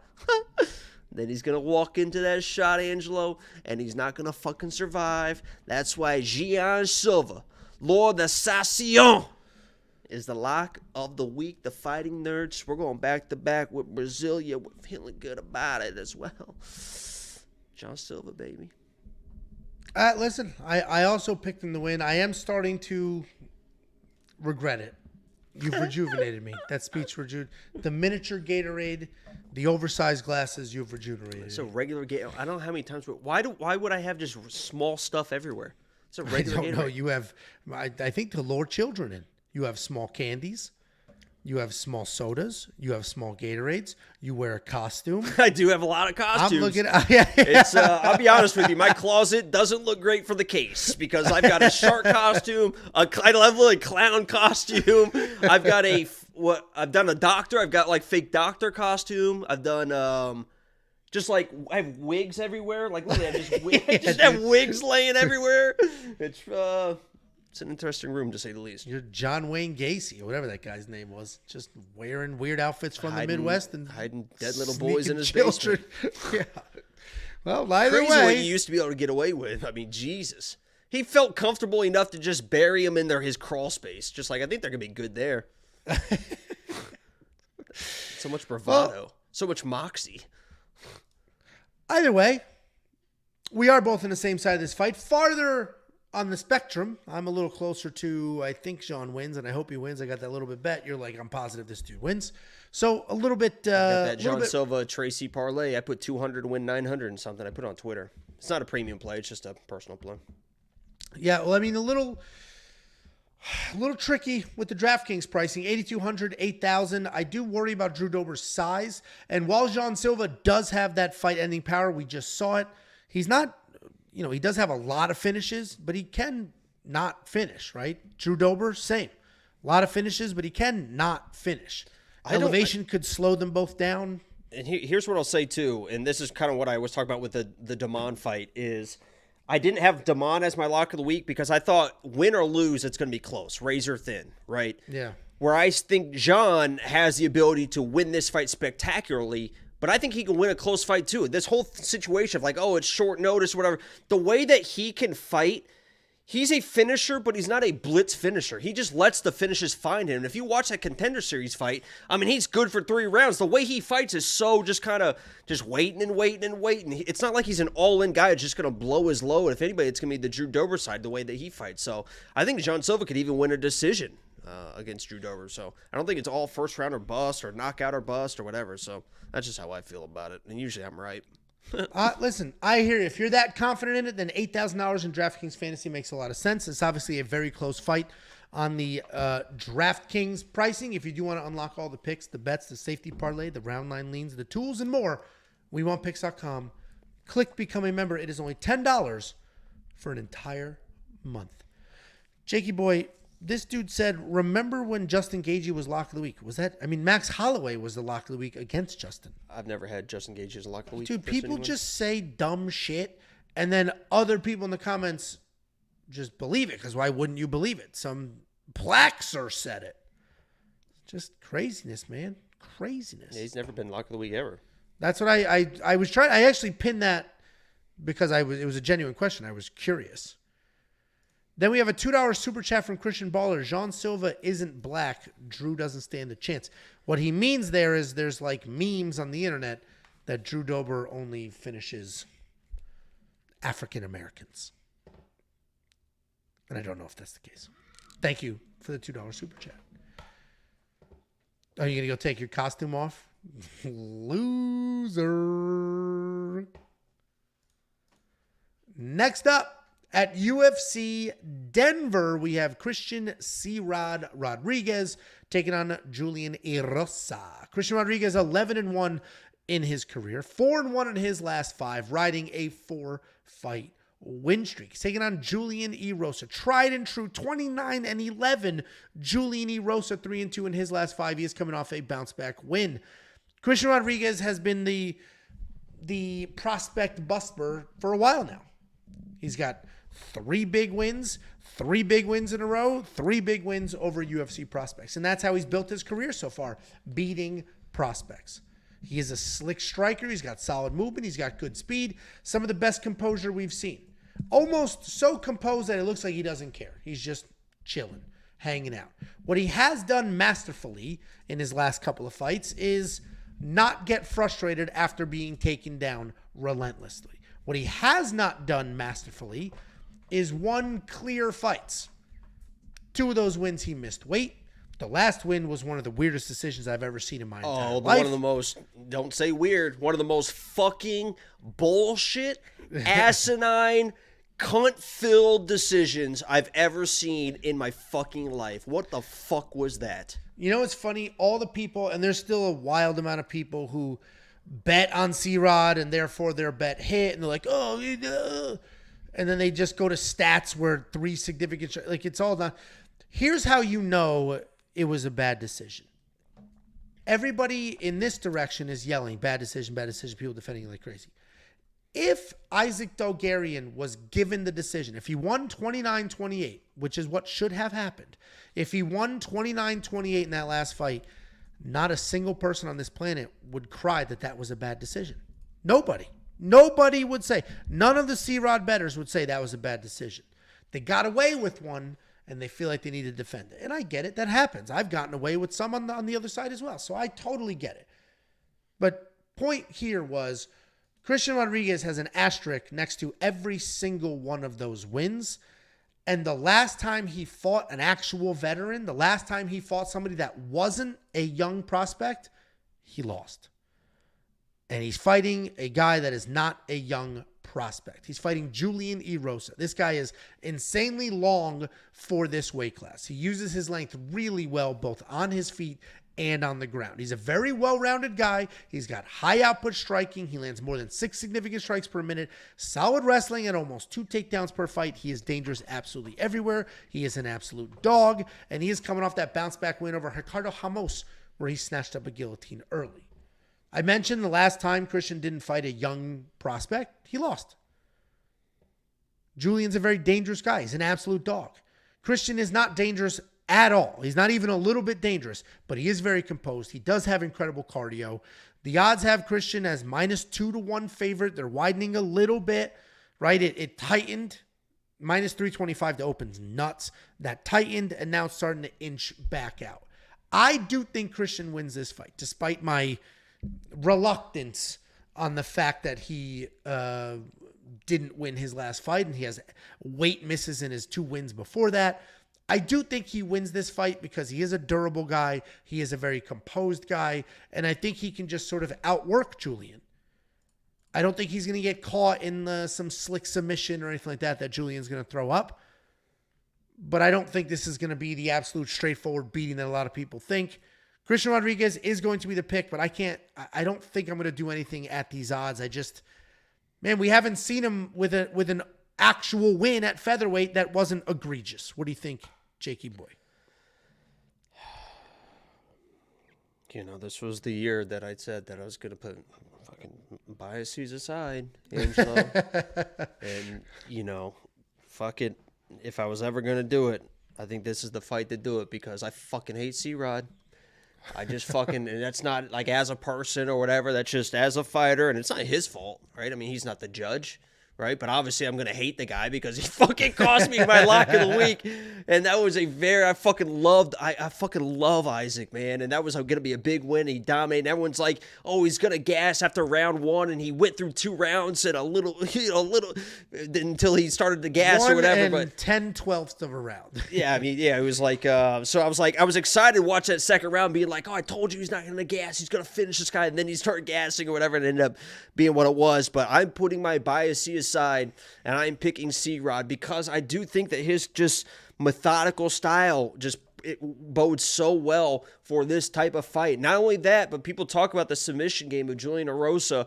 If he starts chasing submissions, he's probably just going to end up on his back, and then C-Rod's going to scramble and probably take his back because that's just what C-Rod does in those type of situations. But even if he can't, I just think that methodical style is going to be enough to win him rounds and maybe even find a late finish on a guy like Julian Erosa. Just like he almost finished Isaac Dolgarian, I think he had that same type of attack against Julian Erosa, and we'll see how it plays out, but you know, I've been debating on whether I'm going to put this in premium or not, but I put a minus 3.5 bet on C-Rod because I think there's a finishability there late, and I think he can control him for all 3 rounds, and it's plus money. It's plus 100, so I got that minus 200 to all the way down to plus 100. So I put like $100 of my own money on that, and I don't know if I'm going to put that in premium yet, but that's what I'm playing. I knew I wanted some action on C-Rod.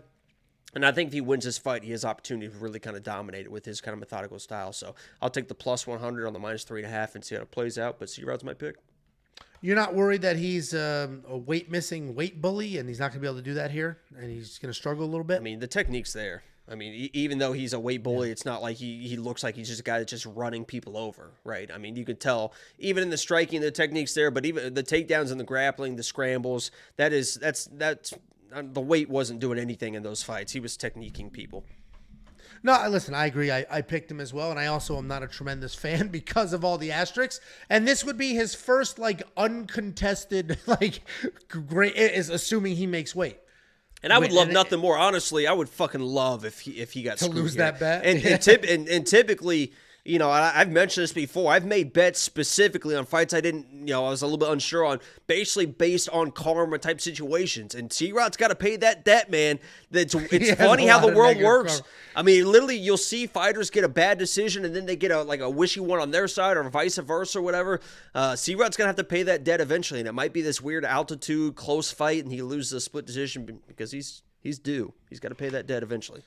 I'm looking forward to it. This fight will answer a lot of questions. I am looking forward to this. I'm not going to spend the $8,900 in DraftKings because while there is, it's funny. It's not that C-Rod has the finishing ability upside. It's that Julian can be finished because C-Rod's not particularly dangerous. So I'm not going to spend $8,900 on a guy who I do think wins, but I think he most likely wins a decision by avoiding weird scrambles, not getting his neck snatched. I think he's a more finishing ability than people realize. I mean, you're talking about Raul Rosas, who is not a fucking quitter and is really good, right? So he was a quitter in that fight, though. He gassed.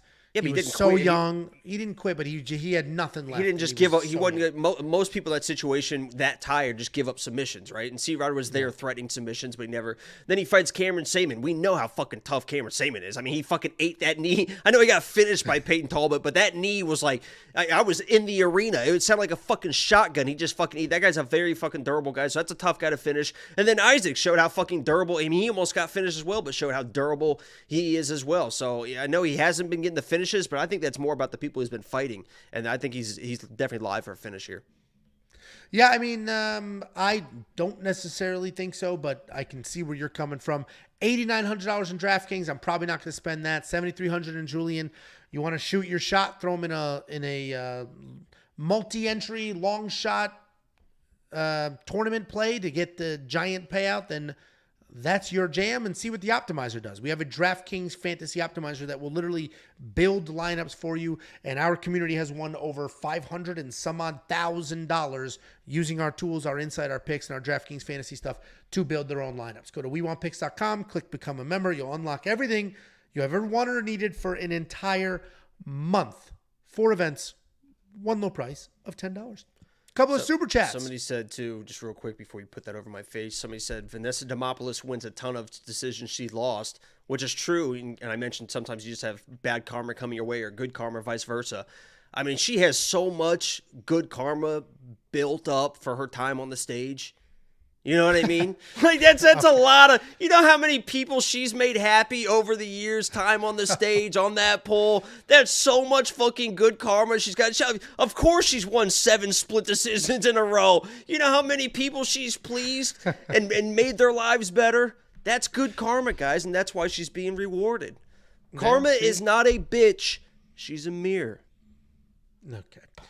Back to this. Thanks again, Brayan, for the $99.99. Carter Harrington donated $6.99 Canadian. Said, could this be the worst card of the year on paper? I don't think so. This is actually a decent card.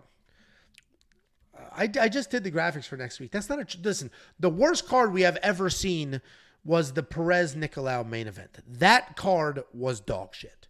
And the card Jacob went to, the last Rose Namajunas card. That ended up being an incredible card. That was a great card. The fights were incredible. We're just talking... I mean, they had Peyton Talbot, they had Yusuf Zalal, they had Muhammad Usman, they had Julian Erosa, that had Ricardo Ramos, that had fucking Miles Johns, who was a co-main a few weeks ago.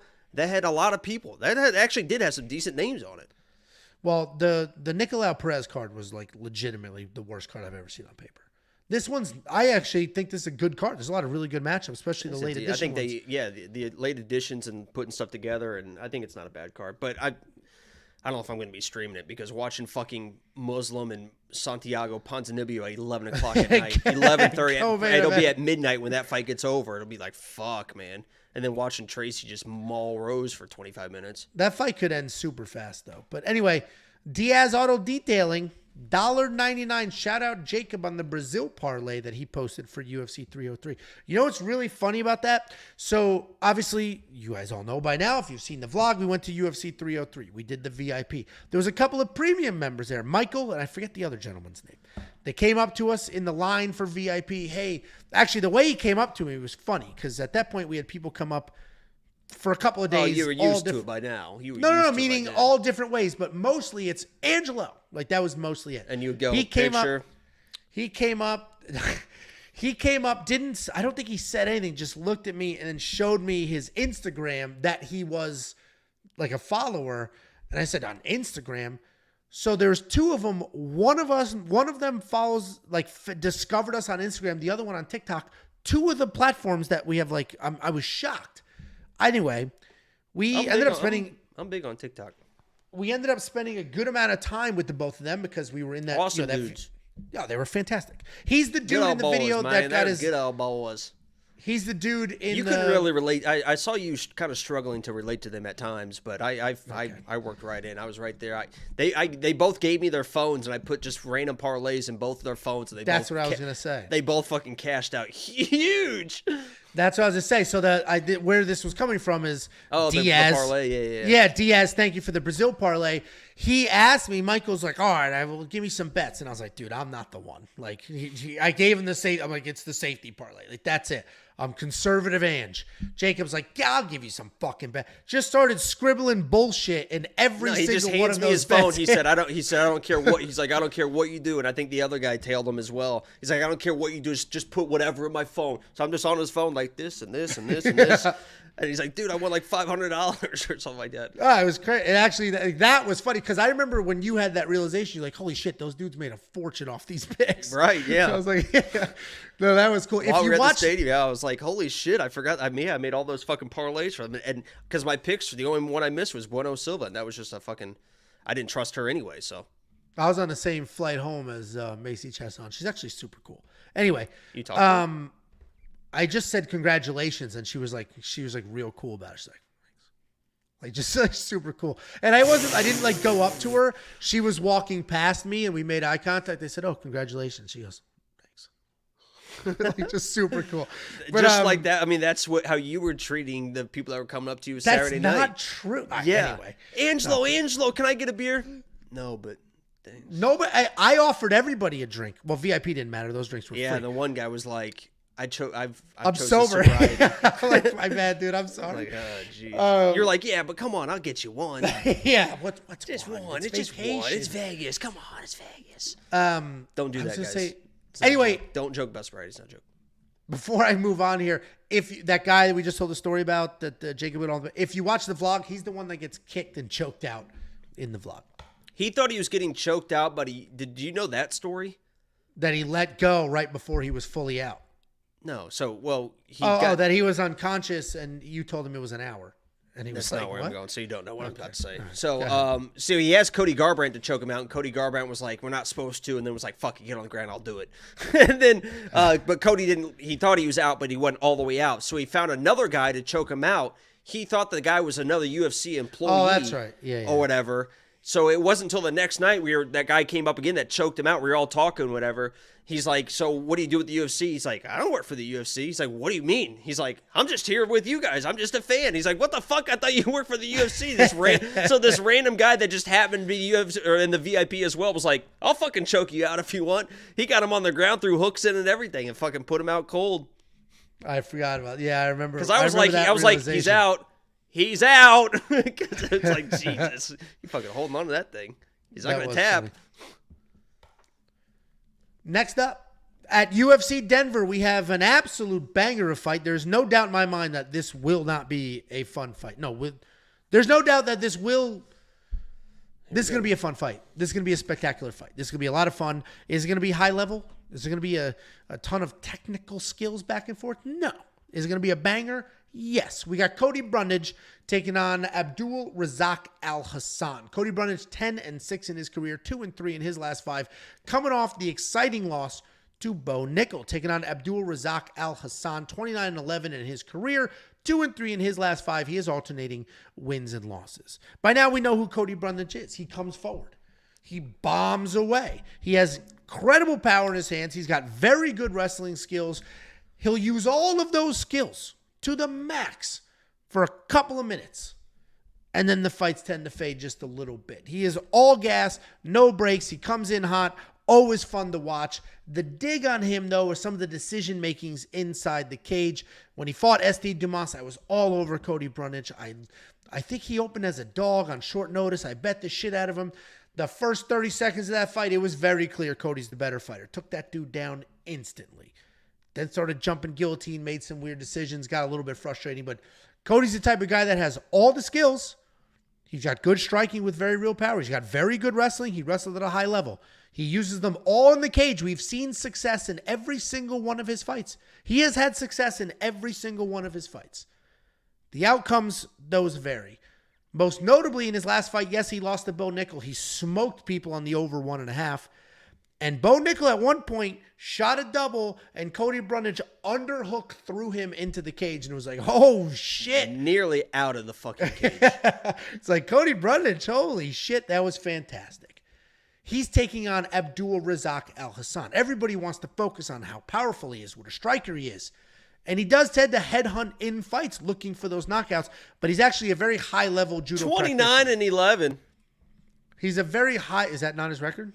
He's 12-6. Because I knew all his wins I knew all his wins were finishes, and then I was like, holy shit, he's getting 29 finishes. That's so funny. I don't know whose record I have there then, but either way, that might be Muslim Salakaz. No, well, whatever, we'll figure it out. But he's people want to focus on the power in his hands. He's got a ton of power in his hands. He's very fast. But the reality is he's a high-level judo practitioner. He's been practicing judo the entirety of his life. He's competed at a very high level, multiple-time black belt in judo, and he is that guy. All his socials are actually judo Razak. He doesn't really use those judo techniques in the cage, though. In fact, he could have used them against Joe Pyfer, but Joe was just shooting good old American takedowns, took him to the ground, ended up submitting him. Without question, this fight's going to be very exciting, and I'm actually going to pick Cody Brundage. The reality is it's probably a coin toss. I'm shocked that there's such a clear favorite.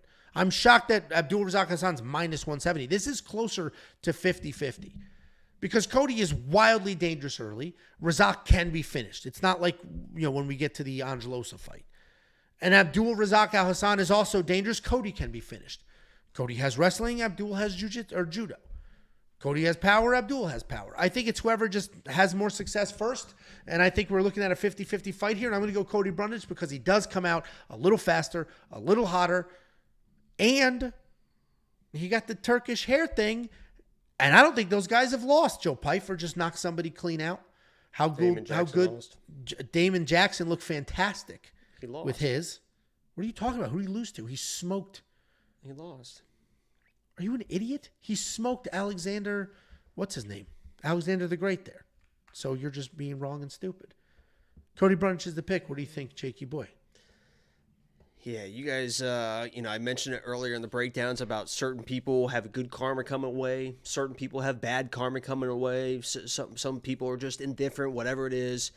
I'm telling you right now, this guy, Cody Brundage, has been a business guy, right? A business first type of company guy for quite a while. He's been taking short notice fights, and yeah, he might drop one or two here, but he's always, you pick up the phone, if there's a 185er that needs a fight, Cody Brundage has stopped in more often than not. Then he comes in against Bo Nickel, one of the biggest underdogs of all time. He didn't lose that fight. Nah, he did not lose that fight. He lost the wrestling match. Right? He lost a wrestling match to a little bit of a better wrestler while he was also throwing this dude through the fucking octagon, right? And you saw the swagger come out from Cody after he did it, right? He lost a wrestling match, didn't lose the fight, right? He brought the fight to fucking Bo Nickel, just like he brought the fight to Zachary Reese. He brings the fight to a lot of people, right? And I love the way he brings it. Boom. Takedown, gets him to the ground, and I hope that's the game plan here, Cody. Let's get this fight to the ground. Let's do what you do in your hometown. And I believe that Cody Brundage is going to go back to who he is and who he was originally. And that is, boom, get that takedown. This guy, you can take this guy down. Let's wear him down. Let's take all the pop out of the equation early in this fight. Let's use your wrestling, your home court advantage. You train in Denver. You know this altitude. You know what it feels like when your lungs are burning in the second, in the third round. And you know that you can push through it. And this dude fucking can't. Let's level change. Let's get this to the ground. Let's grind him early. And I guarantee you can finish this guy in the first or second round. You get this fight to the ground. Obviously on the feet, Abdul's always going to be live. And Cody probably is going to mess around on the feet a little bit. But I think we see the old Cody. I think he gets on his legs early, gets that early takedown, is able to out-wrestle this guy to a point where Abdul really just kind of loses by exhaustion, and Cody kind of takes over from there. So I like Cody Brundage. I liked him against Zach Reese. I picked him against Bo Nickel. He didn't lose that fight. He lost a wrestling match to Bo Nickel. He won that fucking fight. And I'm picking him here. That's my dude, Cody Brundage. We're both on the same side, and honestly, I am shocked that there's such a clear favorite here. I think there's just some bias built into that with some of the Cody losses, like the Jacob Malkoun one was a little like, okay. Or that was a win, actually, but, a little like, a little controversial there, but it is what it is. That's a TKO win, right? It's a high IQ win. For all the trouble people want to give him for the low IQ decisions, like jumping guillotine against SD Dumas, that was a high IQ win. He made the right decision when the decision was ready to be made. He actually kind of seems a little bit different since he got all that backlash or whatever. And I was on the backlash too. I mean, I literally tweeted the next day, "Good morning to everyone except Cody Brundage." And he actually showed me that tweet, which is pretty funny too. Because me and him started talking after the Zachary Reese fight, because me and you were into it, went back and forth with Zachary Reese. And I was very high on Cody, and not a lot of people at that time were very high on Cody. So then he won or whatever. So I started DMing Cody, and then like it was a few weeks later, he sent me the screenshot of me saying "Good morning to everyone except Cody Brundage." He's like, "We've come a long way, haven't we?" And it was so fucking funny to me. But he seems like he's kind of got a little bit of an edge to him since that fight. That he came in that Zachary Reese fight, right? A little bit of swagger coming out, slammed the guy through the canvas. Even in that Bo Nickel fight, he went right at Bo. He wasn't afraid of fucking Bo Nickel. He went right at him, threw him against the cage to start the second round. I think there's a little bit of swagger, and I honestly think he's got a lot of good karma coming his way. I think he's going to rattle off 2, 3, or 4 in this division. It'll be a lot of fun to watch. We're both on the Brundage side, $7,700 in DraftKings Fantasy. I personally think it's worth a shot. Obviously, you got to build your lineups wisely. A single entry cash game where you only have 6 picks to make, and that's it, and that's the whole entry.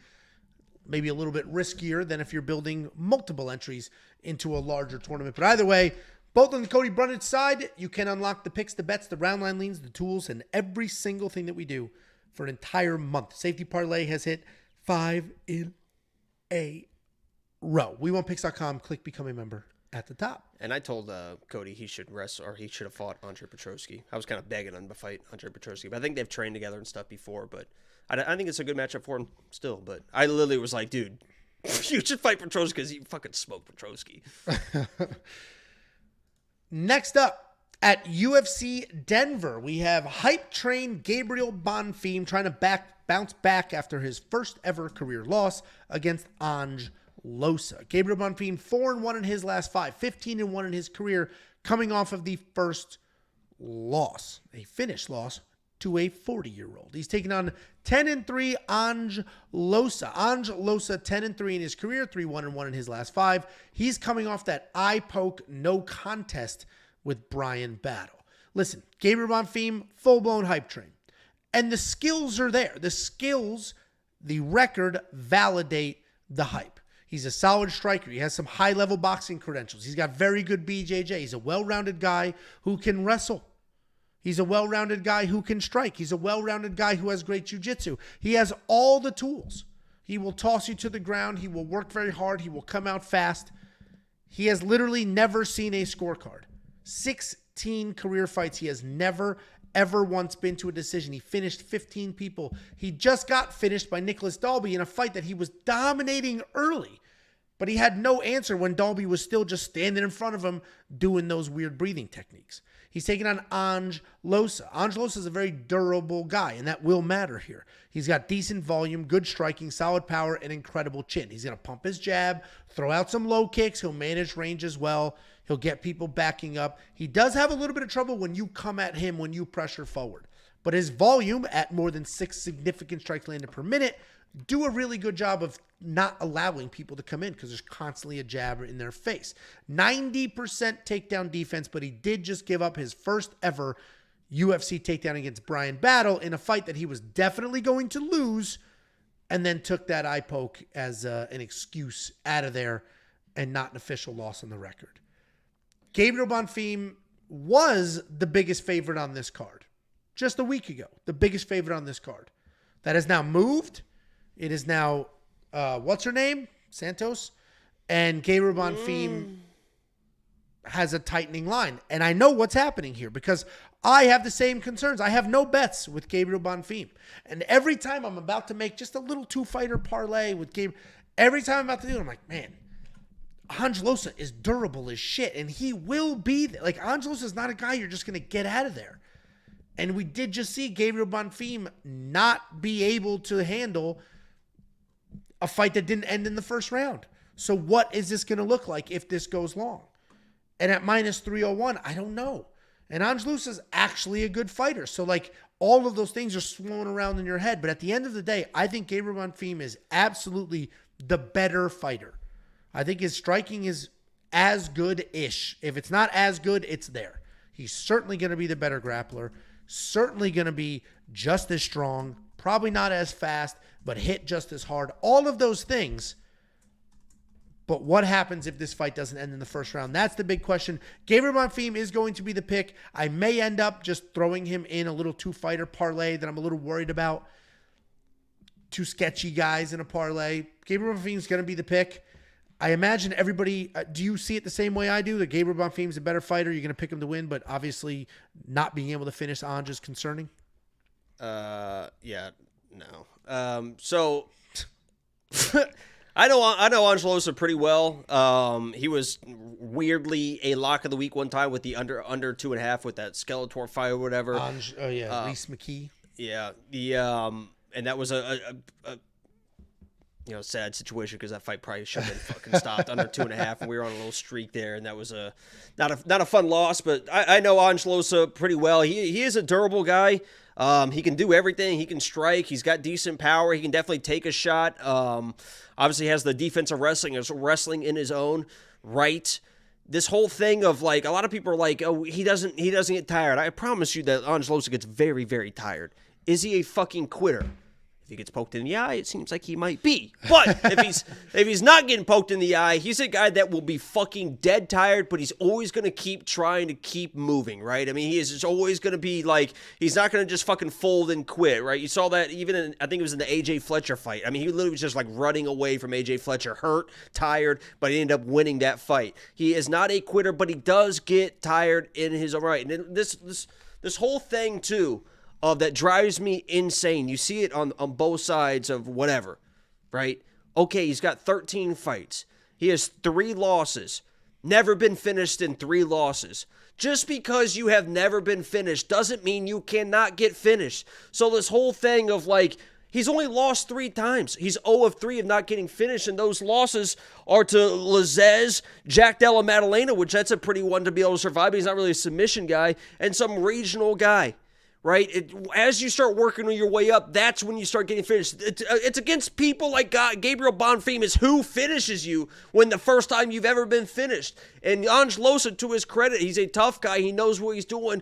I think he's still going to get tired at the same rate Bonfim is. And when he's getting tired, I think that's when he's going to start making mistakes, especially in the wrestling, because he likes to go to the wrestling when he gets tired. And what does Bonfim do better than anybody? He snatches up that fucking neck when you're taking lazy takedowns. I think eventually Ange either gets hurt to a point where he's shooting a takedown or lazily is shooting a takedown. And just because you haven't been finished doesn't mean you can't get finished. You know, I'm not crazy high on Bonfim.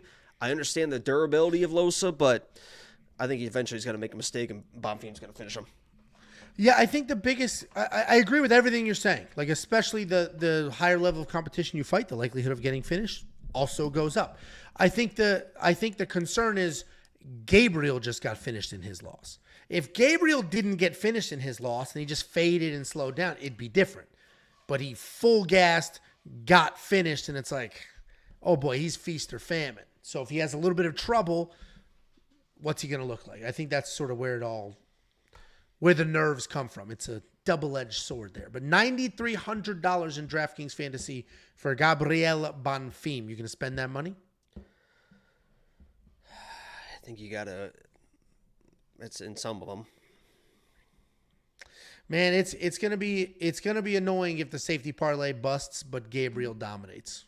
Because then it's like, I didn't put him in it because I'm like, I can't trust this guy. He's not a safety. He burned me once in the safety parlay. He was in it against Nicholas Dalby. I said he's fighting a 40-year-old man. This should be easy. And it looked easy, and then it wasn't. And I was giving the kids a bath, and I had the phone in the background, and I heard what happened. I was like, you got to be fucking kidding me. And it just him and Evan Elder both going to dominate. It'll be a very interesting night if that's the case, but I am looking forward to this fight. We're going to learn a lot about Gabriel Bonfim. That's the point of this fight. We already know what we need to know about Ange Loosa, how good he is, how durable he is, all those things. This is to learn, is Gabriel potentially that guy or not? And let's find out together. I may end up throwing a little bet in there with Mr. Bonfim, and if I do, you can check it out at Premium. Just go to WeWantPicks.com, click Become a Member. It is only $10 for an entire month's worth of access. Next up at UFC Denver, we have one of the weirdest co-main events I've ever seen. Of all the fights on this card, of all the hype trains, of all the entertaining fights that they've put together on this card, and this is a good card. I think this is a good card. To have this as the co-main event seems a bit odd. And I like Santiago Ponzinibbio. He's a good fighter. He's been around for a while. He's had some exciting fights. Muslim Salikov-ish. Both of these guys are coming off 40-year-olds nobody cares about. Why off is losses. it the co-main? I'll say it. Coming off losses, no less. They're not on winning streaks. This means nothing for the division. This is nuts. The Bonfim fight should be the co-main event. Oh, fuck that. It should be Dober or Jean, or it should be Montel or DaMon Blackshear. I mean, that's going to be a fucking wild fight. They moved the order around. It just announced. It starts with the Elder fight, then the Fremd, then the Luana, then the Blackshear, then the Jasmine now. So Van and Charles is the featured prelim. Oh, that's where it was, and they moved it down and then back up. That's funny. And obviously you had the order messed up on here because John and Dober's the featured main card. Well, either way, this is a very bizarre co-main event. A couple of older gentlemen on the back nine of their career, neither one of them on a win streak or anything to that effect. We do have Santiago Ponzinibbio, 29-7, 2-3, 2-3. I'm repeating that for emphasis. In his last 5, coming off the loss to Kevin Holland. He's taking on Muslim Salikov, 19-5, 2-3 in his last 5, coming off the knockout loss to Randy Brown. Santiago Ponzinibbio is a very good fighter, though. He's a good striker. He likes to stay outside of the pocket. He's got clean strikes. He does a really good job managing that range well. He doesn't have a ton of raw power, but he does have great volume, and he could work a TKO or two in there because of the volume, because of the pressure. He's coming off that loss to Kevin Holland where he was aggressive. He was headhunting, but Kevin just ended up being the better fighter and getting the finish. He's taking on Muslim Salikov. Solid striker who hits very hard. He's got wrestling in his back pocket if he needs it. The king of Kung Fu holds nothing back. Almost every single strike he throws is a significant strike. He's got really good takedown defense, solid takedown offense, pretty good striking, but he is coming off that just early knockout loss to Randy Brown to make it a 2-fight skid. Both these guys are old. They both can be dangerous. They're both pretty well-rounded. This is another fight where I'm just shocked that somebody is a 2-1 favorite, but I get it's the younger guy by like 6 months. Ponzinibbio is the more well-rounded fighter, the more durable of the two. He should win this fight. He is going to be the pick. But if Muslim Salikov says, hey, listen, I'm 40. I got to go all in on the wrestling. My chin's clearly gone. Then he could have some success here. But Ponzinibbio is going to be the pick. You can't trust this with your money. What do you think, Jakey boy? I'm going Ponzi. I think it's a coin flip. I don't really care about this fight. Well, that was pretty cut and dry. Do you have any bets on this? Fuck no. I literally have nothing about this fight. Don't care. It is a very bizarre co-main. I don't know why it's a co-main. It's a bizarre, and this isn't no care at all. And I'm not trying to like dog them or be disrespectful, It's not their fault. but at all. And they're both decent fighters. They are older. They're coming off losses. Like I don't know why they made. This might turn into the fight of the night. But I just 100% could. Leading up to it. They've both been in fun fights. Neither one of them are typically in boring fights. It's Ponzi's just got a sweet gig too. What do you mean the sweet gig? I think he does all. He's like the lead Spanish commentator for all the UFC stuff. Oh, gotcha. He's a good-looking dude. Pretty funny on the microphone. It was funny. The first thing I got, when I went to the Apex, the first thing I did is you walk through the section of the hospitality, and at the very end, that's the stage where they have the weigh-ins, and then you can see you turn to the left, and the Apex is right there, and the Spanish broadcast table is right there, and he was sitting there, and I was like, oh, Ponzi, and I went and like it's almost like he was like in a fucking zoo. I'm like, oh, Ponzi, and then he was like on his phone, he goes like this, he goes. And just stares at me. I was like taking the picture. I think I had the picture still, but it was pretty funny. I was just like, "Oh, it's Ponzinibbio." And he's just looking right at me. I didn't even say hi to him. I just fucking snapped the picture. It was pretty funny. Let's see if I can find it. Absolute creep. Well, we're both on the Ponzinibbio side here. What you do with that information is on you because I've done nothing with it. But if you do want to check out the bets for the other fights, there are 12 fights on this card. One of them is brand new within the last few hours. If you want to check out the picks, the bets, the tools, the round line leans, the prop hunter, which is brand new for premium members, you can do that now. WeWantPicks.com. Click become a member. Like he looked right at me, like right after I snapped that. He just like was just sitting there. That is funny. We do have a $10 super chat from We Love Brutus. I appreciated Ige's performance until he opened his mouth. He was proud of taking a short notice fight and losing for money. He basically offered Dana his body and has just accepted journey maxing. I completely disagree with that take. I mean, he tried to win that fight and he won the third round. For you to say he was how did you word this? He just accepted a fight for the journey. He proud of taking a short notice fight and losing for money. He literally won the third round. He took over in the third round trying to win that fight. I don't think he just showed up being like, oh, I'll get an easy payday, whatever. Thank you, Dan. Thank you, Dan. I disagree with this take. Dan. And he should market the shit out of this. He made UFC history. Nobody's ever stepped up on that short notice once it became a regulated sport. And of course it was a fucking business decision as well, because now they're going to do whatever he wants. He literally said he got paid 4 times his normal salary, and they said he can fight at the whatever Sphere. you want next, basically. Like, just so name your price and fucking whatever. I appreciate the super chat for sure. Hunter Campbell was like, fucking get in the car and name your price. I don't give a fuck. We have a co-main to save. I guarantee it was like fucking 100%. Dan, I don't give a fuck. Whatever you want, buddy, because you can save this fucking co-main, and he did. Thank you, Dan. Yeah, he made life-changing money and made life-changing money, became a fan favorite overnight. I guarantee he made $500,000 at least. Yeah, became a fan favorite overnight and now gets the fight at the Sphere, which might end up being the biggest card of the year. The Sphere could end up being bigger than 300, especially if they do sneak that Conor fight on there, which at this point... I don't understand how they're going to fucking do that. And I think that big board is going to be so distracting. I think it's going to be I don't know. Did you see the video clips of those people in LA at that theater, how they got to watch UFC 303? Like you're right on top of it or whatever? The camera is like in the cage, and it's like an IMAX theater. So they were like in the cage with the fighters. Fighters are going to like fight like with that going on in the background. It's going to be weird, dude. I think it's going to be weird. Well, I'm looking forward to it. Maybe it is weird, but it's a spectacle. And you know I love the freak shows. And that's what Dustin said today. UFC's got to figure out if they're going to be a sports business or an entertainment business. Why? Why? Why do you say that? Because it seems like I think he was just talking about like a lot of these moves seem like more entertainment moves than a serious type of sport. He's benefited more from entertainment bullshit than anybody in that division. What do you mean? He got a crack at a fake BMF title. He got a title shot that he didn't earn. He's gotten more opportunities for entertainment purposes. Earned all those opportunities. Because he's entertaining, not because he's winning fights. Thank you, Dan. That's what I thought. Next up, at UFC Denver, we have the main event of the evening. Main event of the evening. We have Rose Namajunas, who was supposed to fight Macy Barber, now taking on Tracy Cortez. Tracy Cortez was supposed to fight next week. She's supposed to fight next week. Instead of a 3-round fight a week from now, she has a 5-round fight. Gracias, Dan. Rose Namajunas, 12-6 in her career, 3-2 in her last 5, coming off that close win over Amanda Ribas. Taking on Tracy Cortez, 11-1 in her career, 5-0 in her last 5. Riding an 11-fight win streak. She lost her pro debut and hasn't lost since. We all know Rose by now. Yes, she's cringe. She's kind of brutal in the interviews, a little bit clueless, has some of the worst coaching we've ever seen.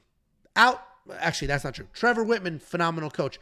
I don't think she's working with Trevor Whitman anymore. I think it's just her and her man. And that's a wild situation. With all of that being said, though, she's an incredibly talented fighter who has accomplished everything you could ever want or need to accomplish. She was the strawweight champion of the world multiple times over and has beaten some of the best women on planet Earth. Jessica Andrade, Weili Zhang, Joanna Jędrzejczyk, Tisha Torres. Me and Luana had quite the moment, didn't we? Joanna and Weili could literally both end up. Joanna's in the Hall of Fame. Weili will probably end up also in the Hall of Fame, and Jessica Andrade probably not. She is a former champion herself, but it depends what she does. Jessica Andrade, me and her had a moment too. Either way, Rose Namajunas has accomplished all the things. I sounded like that dog in the background. Dude, I think Tiffany just got home, so he's just being a mess. Rose Namajunas, very good striker, very good jiu-jitsu, literally very good everywhere. She is coming off of that win over Amanda Ribas, where she did get taken down 4 times. And that matters here because she's fighting a wrestler.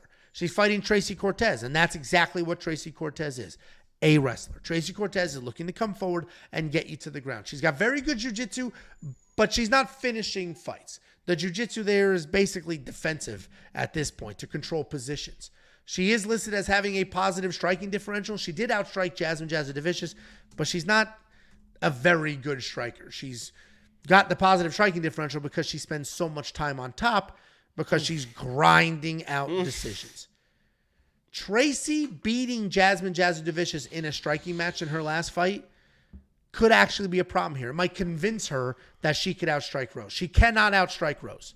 She can't do it. So then it comes down to, can Tracy Cortez out-wrestle Rose? And you might say, well, Amanda Ribas took down Rose 4 times. Ooh. But Amanda Ribas is big, and I get that Tracy's big as well, but Amanda Ribas is big and does those bully takedowns, side headlocks, drags, trips, where Tracy is shooting takedowns. And we talked about this about an hour and a half ago when we talked about Fatima. We talked about Luana Santos. Defending judo tosses is much harder to do than actual traditional takedowns. Tracy Cortez is shooting traditional takedowns. I'm not a Rose fan. I think Rose wins this fight, and I honestly think it's easy. Dude, I think she defends. I think she defends the takedowns. I think she takes over. I think she makes Tracy look not very good. And your weird glazing glasses bullshit isn't going to age very well. Who do you think wins? You give me 2-1, $100 again on this one? Yeah. You're going to owe me another $300 after Actually, it's this not. card. It's not 2-1. It's Okay. oh, it's on my side 2-1. Yeah, but why you get even? All right, fine, 2-1. Whatever you want to do, Angela. Whatever you want to do. Oh, go ahead. Oh, my God.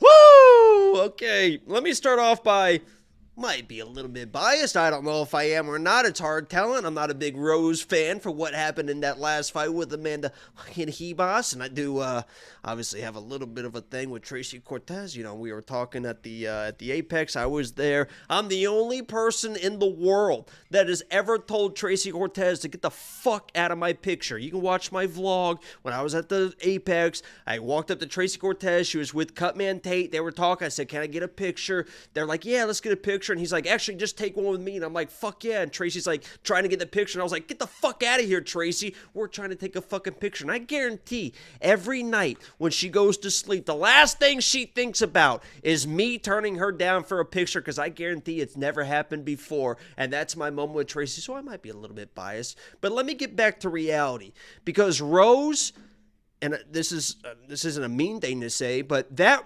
fight that was made with Amanda Hebos, that main event fight, that was a fight for Rose. 100% fight for Rose. When that fight was first even rumored, it was supposed to be on UFC 300. It was on that picture that everyone was sharing. I'm like, there's no way in hell Amanda Hebos is going to take that fight. Her camp knows that's one of the worst stylistic matchups that you could have at 115 or at 124, whatever it was. I was like, there's no way. Then it was announced, and I was like, oh, fuck. Because I know how good Amanda is, and I know that she's a tough girl, but she walks in the shots, and that was supposed to be the fight for Rose to be at 125 and to show off coming off the Manon fight, right? That was a tough fight. She broke her face. Okay, here's Amanda Hebos. Go dominate.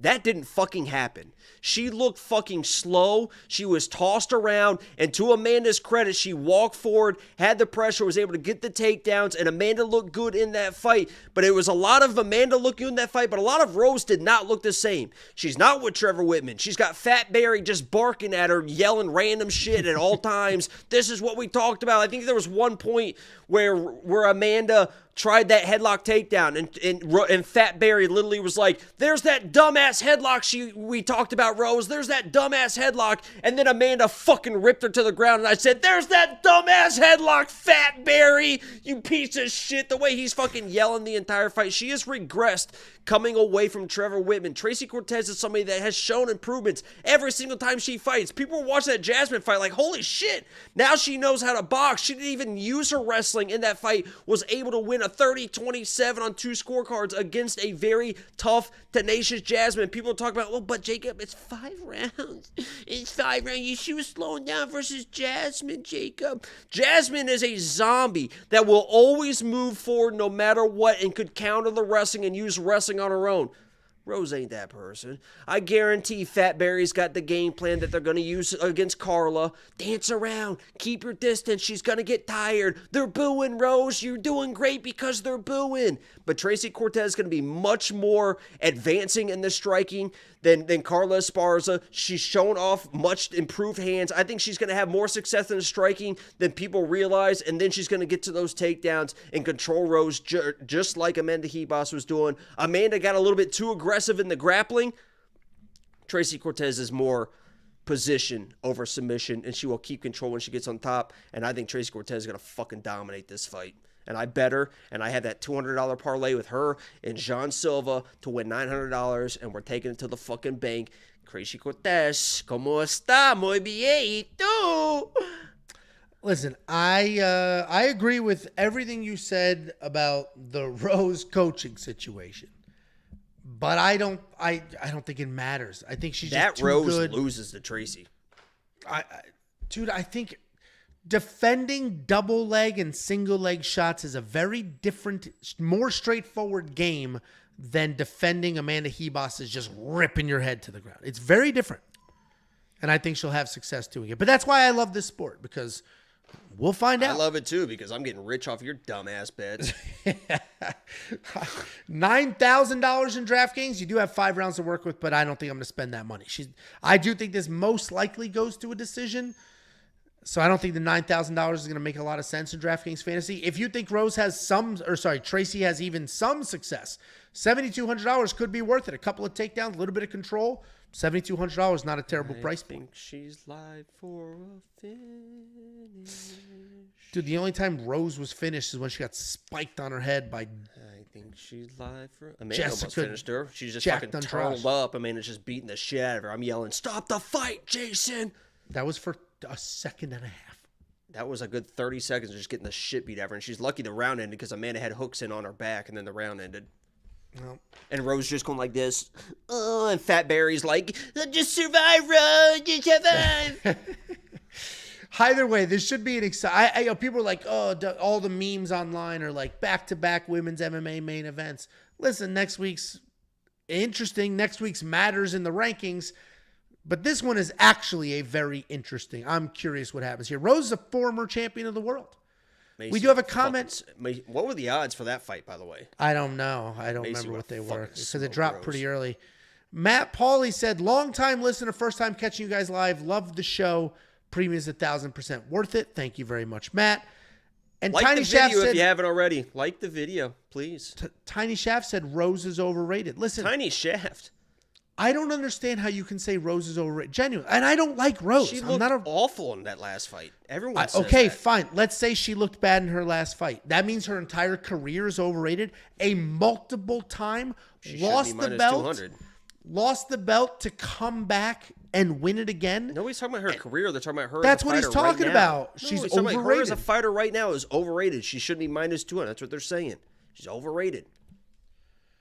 Yeah, I don't think so. You Either literally way, said she's going to dominate this fight. That's what they're talking about. She's overrated. okay, and I'm saying I don't think so. I disagree. Well, you're fucking wrong, dude. Get a grip. Her losses are to only champions. Get a and grip. former We're not talking champions, about the last. We're talking about the last fight she showed. She's just not who she was anymore.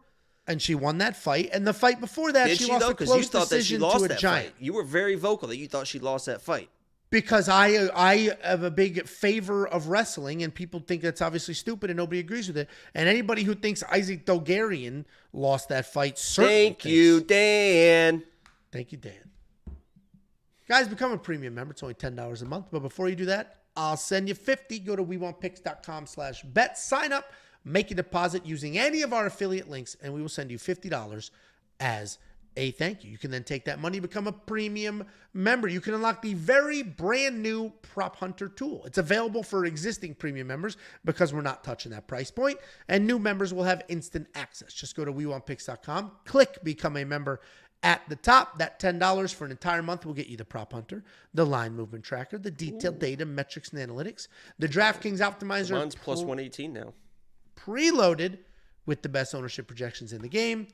And you're going to get far more than just me and handsome Jake over here. Artem's giving you his UFC picks, bets, his PFL picks, his Bellator picks, LFA. And you're going to get the artificial intelligence that is picking fights at remarkable accuracy.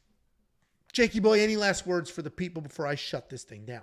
Yeah, leave a comment what you think about the new facial. And it's going to grow in. It's going to be looking nice. I mean, this is going to be a sharp stash with a nice little grippy thing here. It'll feel nice on your chin. Thanks for the watch.